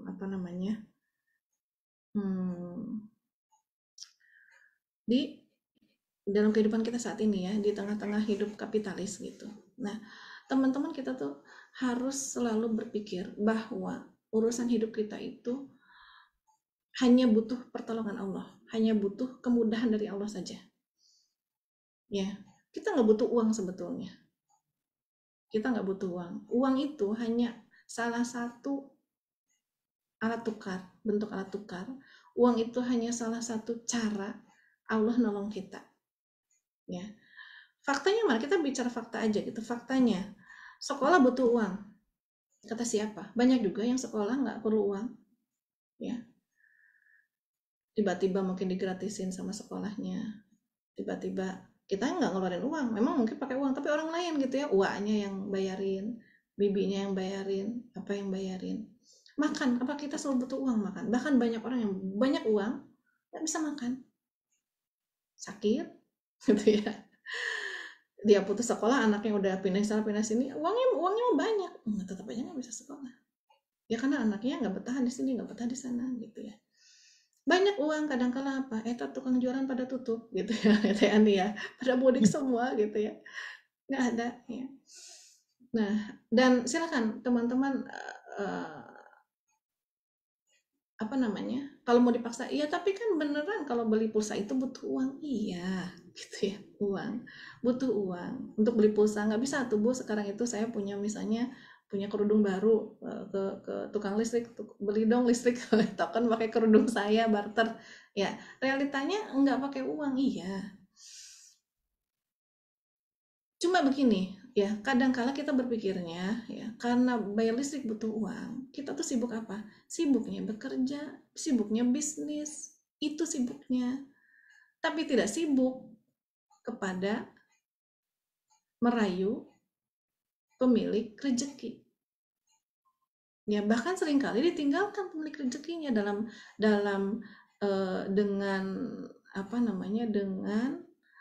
alasan memaksimalkan ikhtiar. Kan Allah nyuruh kita ikhtiar. Iya, Allah nyuruh ikhtiar dan Allah nyuruh kita bergantung total kepadanya. Allah nyuruh kita ikhtiar dan Allah juga menyuruh kita tetap sholat, tetap didik anak, tetap kajian, tetap melakukan kewajiban-kewajiban yang lain. Jadi ikhtiar mencari uang itu hanya sepersekian saja dari mencari harta ya, sepersekian saja dari 0,0 sekian persen mungkin gitu ya, dari seluruh hukum Islam. Kewajiban itu banyak, bukan hanya mencari rezeki, tapi kenapa porsi mencari rezeki kita habiskan waktu kita itu untuk mencari rezeki tadi. Itu logika yang salah ya. Itu logika yang salah, sehingga Allah banyak ditinggalkan. Tahajud, waktunya tahajud capek, habis order makanan banyak, Salah berarti kan kayak gitu. Nah, dalam rangka apa? Sekedar mendapat 500.000. Ya, terus gimana? Gimana prakteknya? Gimana prakteknya? Prakteknya, ya, pokoknya jangan pernah berpikir butuh uang. Cuma butuh kemudahan. Kalau Allah akan memudahkan, memang, jadi lari ke Allah dulu. Ya Allah, Engkau Maha Tahu hamba sedang membutuhkan untuk listrik, membutuhkan untuk anak-anak, dan seterusnya. Jadi larinya ke Allah dulu. Minta petunjuk kepada Allah. Lari kepada Allah. Jangan sibuk mikir, sibuk zikir dulu. Ya, nanti biar Allah yang membimbing kita ketika kita berpikir. Lari dulu, minta petunjuk dulu kepada Allah. Ya Allah, saya butuh. Tolong ya Allah, tunjuki dari jalan mana Engkau akan menurunkan bantuanmu. Kan milayah tasib. Ya, kalau jalannya dengan bekerja, tunjuki ya Allah dengan bekerjanya di mana. Kalau ternyata Engkau mudahkan ya dengan saya berbisnis, tunjuki ya Allah saya bisnis apa. Ya, kalau ternyata enggak dua-duanya ya Allah, ya mudahkan ya Allah. Ya. Bukan mudahkan anak bersekolah, mudah, karena itu juga mindset yang harus dibangun. Sekolah teh nggak wajib, yang wajib apa? Mencari ilmu. Emang dapat ilmu hanya di sekolah? Enggak. Ya, di mana aja bisa. Nah, ini kadang-kadang itu yang bikin kita sulit sendiri, itu adalah karena standar kitanya juga begitu. Ya, seolah harga mati harus sekolah. Seolah harga mati juga tadi harus ada listrik. Ya, kalau belum ke ini, daripada ngutang atau apa, ya, daripada hidupnya jadi tambah susah, bahkan mengutangnya mungkin riba. Ya, kalau ngutang sesekali nggak apa-apa, tapi ini terus berutang untuk kebutuhan pokok, itu mungkin ada yang salah juga. Ada yang harus diperbaiki, ada yang kurang tepat. Mungkin dari kita menentukan keinginan mana, kebutuhan mana. Ya, kita butuh listrik nggak sih? Sebetulnya kalau dijujur-jujurin butuh nggak? Enggak gitu ya. Paling apa? Masih banyak cara gitu ya, masih banyak cara tanpa listrik pun kita bisa hidup. Ya, pakai cempor ya Teh Yani, pakai apa? Lilin cepat habis. Ada cara gitu ya bagaimana si penerang, kita kan butuhnya penerangan. Itu juga kalau malam, kalau gelap ya. Listrik, sekarang banyak cara listrik itu. Untuk apa sih kadang-kadang listrik? Paling ya nyetrika juga kalau nggak ada pakai areng aja ya misalnya. Pakai apa gitu ya nih? Atau dulu ya, dulu ditaruh di bawah kasur. Dilipat. Atau pahit-pahitnya emang kita mati ya misalnya gitu ya, mohon maaf gitu, mati kalau kita bajunya nggak disetrika, kan nggak juga gitu, paling malu doang ya, nggak apa-apa kan, nggak akan ada juga di jalan itu belum disetrika, tiap orang ngomong gitu ke kita, belum disetrika, kan nggak juga gitu, karena kita nggak siap dengar rasa malu, kadang-kadang itu gitu ya, maksudnya gitu ya. Kalau kita belum mampu ke situ, Allah belum membukakan kemudahan di situ, nggak usah maksain diri. Belajar sekolah, anak saya putus sekolah, ya nggak apa-apa kalau putus sekolah, yang salah itu putus belajar, putus mencari ilmu, ya nggak usah sedih. Kayaknya kalau putus sekolah tuh jadi manusia lapisan bawah gitu ya, kan enggak gitu ya teman-teman. Nah, standarnya juga diperbaiki, dan nanti kebergantungan total kita kepada Allah juga perbaiki. Ya, kalau sekarang diputus listrik nggak usah panik. Yang panik itu kalau diputus iman sama Allah, yang panik itu kalau diputus taufik dari Allah. Nah makanya ini kalau pandangannya pun masih dunia, berat ya. Kita pikir kita butuh dunia, enggak, kita tuh cuma butuh Allah gitu ya. Ini panjang lebar sebetulnya kalau di MSH ya. Kalau jawaban singkat begini, ya mudah-mudahan bisa tetap ditangkap, dan saya harap sih memang tidak puas. Jadi teman-teman nanti belajar terus, termasuk ikut MSH besok di Sukabumi Parung Kuda. Sukabumi Parung Kuda ya. Insya Allah. Ya ini untuk ini supaya hati kita tuh clear, jadi tenang aja gitu, kita tuh nggak galau. Bahkan ketika kita tuh tenang kayak gitu ya, dari ribuan alumni MSH itu ya, banyak testimoni masuk. Ketika nggak ada apa-apa gitu, misalnya akhirnya memang anaknya harus berhenti bersekolah ya, berhenti sekolah ya, bukan berhenti belajar ya. Listrik diputus apa, masih tenang aja, bahagia aja, karena apa? Isi hatinya sebetulnya Allah gitu ya, isi hati yang penting Allah yang nggak pergi, tenang aja selama saya itu masih hidup, nggak galau, pasti dikasih rezeki. Dan definisi rezeki, nah itu juga yang bikin kita galau. Kita pikir ya definisi rezeki dan mungkin makan gitu ya, kita pikir makan tuh apa, tercukupinya dengan konsep 3 kali makan sehari plus snack dan 4 sehat 5 sempurna. Mungkin itu ya yang kita dikatakan cukup, enggak gitu ya. Itu standar yang harus kita perbaiki juga. Kalau kita lihat baginda Nabi Muhammad SAW bagaimana? Beliau itu sampai mengejar perutnya dengan batu. Tapi masih sehat nggak? Sehat. Ibadah nggak? Ibadah. Gimana? Yang kita cari adalah bukan banyaknya kita makan, seberapa banyak kita memasukkan makanan bergizi dan seterusnya, kecukupan gizi untuk tubuh kita, bukan. Ya, karena itu hitungan bumi tadi, ikhtiar tadi. Ini kalau belum clear hatinya, jadi memang jadi sibuk ikhtiar, capek ikhtiar bahkan. Ketika ikhtiarnya tidak terpenuhi, jadi bingung. Ya, nah yang kita kejar itu apa? Keberkahan dari makan kita. Kalau makan kita hari ini hanya sesuap nasi, minta sama Allah barokah. Barokah itu apa? Dengan sesuap nasi saja kita tetap bisa ibadah, tetap bisa ngaji, tetap bisa ini, tetap bisa itu. Itu teman-teman yang harus dicari. Pernah nggak saum Ramadan kesiangan, terus kita nggak sahur? Kuat nggak sih seharian nggak makan? Kuat ternyata gitu ya. Nah, jadi tubuh kita juga bisa kita setting dengan mindset kita, dengan pikiran kita. Cukup, pasti cukup.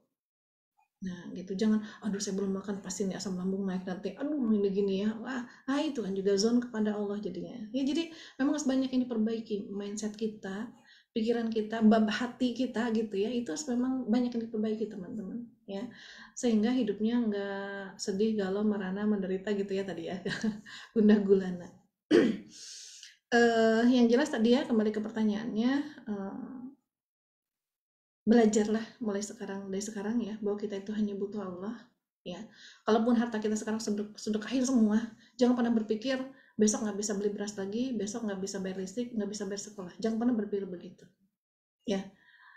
Jadi kalau sedekah itu perintah Allah. Allah senang nggak sih kalau ada orang yang melaksanakan perintahnya? Ya senang. Terus abis itu Allah akan susahkan dia. Tapi faktanya Bu, saya udah sering sedekah tapi masih susah aja. Itu mungkin zon kita kepada Allah juga gitu. Ya kita nah, bab hati itu begitu juga. Jangan sampai sedekahnya modus, harus tulus juga. Coba ya. Atau kita kadang-kadang uji coba, nyobain Allah gitu ya. Ngetes Allah. Bener nggak ya? Kalau sedekah segini nanti kembali segini. Itu masih hitungan dunia juga sedekahnya. Itu pernah dibahas di poin berapa gitu ya. Sedekahnya pakai hitungan dunia. Ya. Termasuk ya tadi bab hati itu kita meluruskan niat tulus karena Allah dengan niat modus. Nah itu pun karena sangat beda tipis ya. Nah itu kalau salah juga nanti mempengaruhi ketentraman hati kita, mempengaruhi lancar tidaknya rezeki kita. Ya, yang jelas teman-teman, orang terbaik, manusia terbaik di muka bumi ini saja tidak tiap hari Allah kasih makan, tapi makanan yang Allah kasih barokah. Ya. Banyak kemudahan. Pernah banyak juga ya Teh Hani ya. Kejadian-kejadian kapan tuh Teh Hani? Kok cukup ya? Padahal tadi kayaknya cuma segini, kok cukup ya bisa buat semuanya? Ya misalnya atau apa gitu teman-teman ya. Masalah makanan atau apa. Itulah barokah. Ya, carinya ke barokah.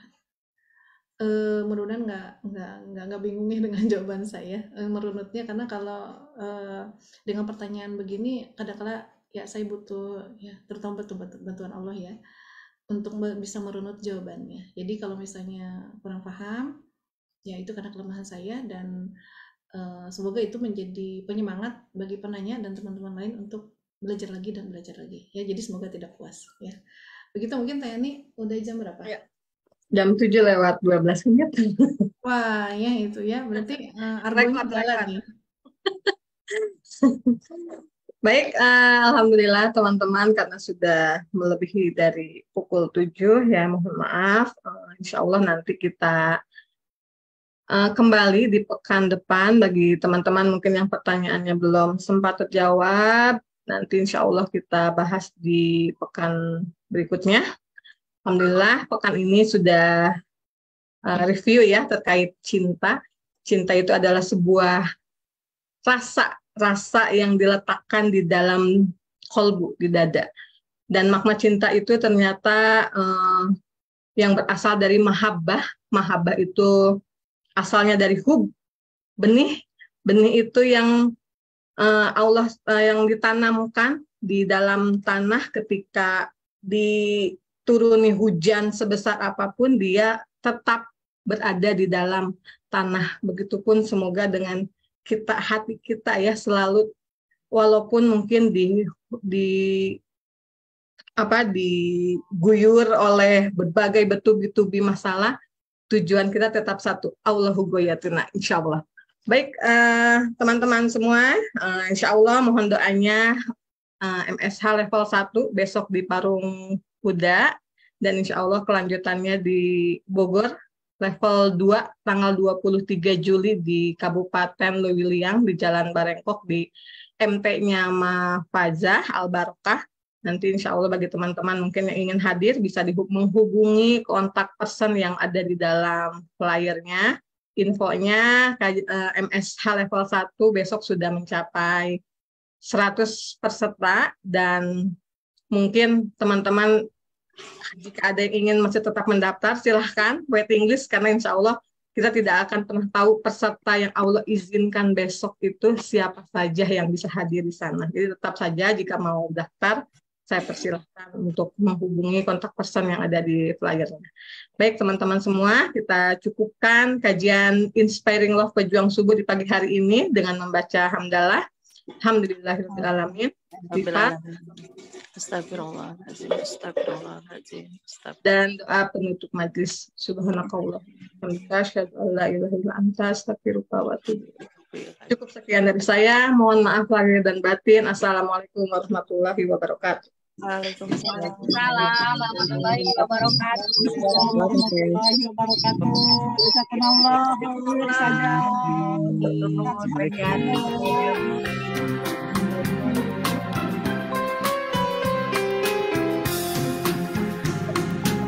يا حبيبي يا محمد يا طبيبي يا ممجد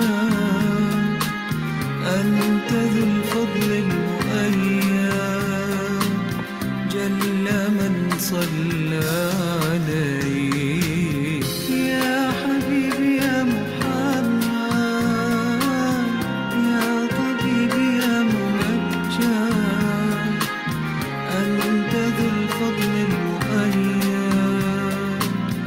جل من صلى عليك يا حبيبي يا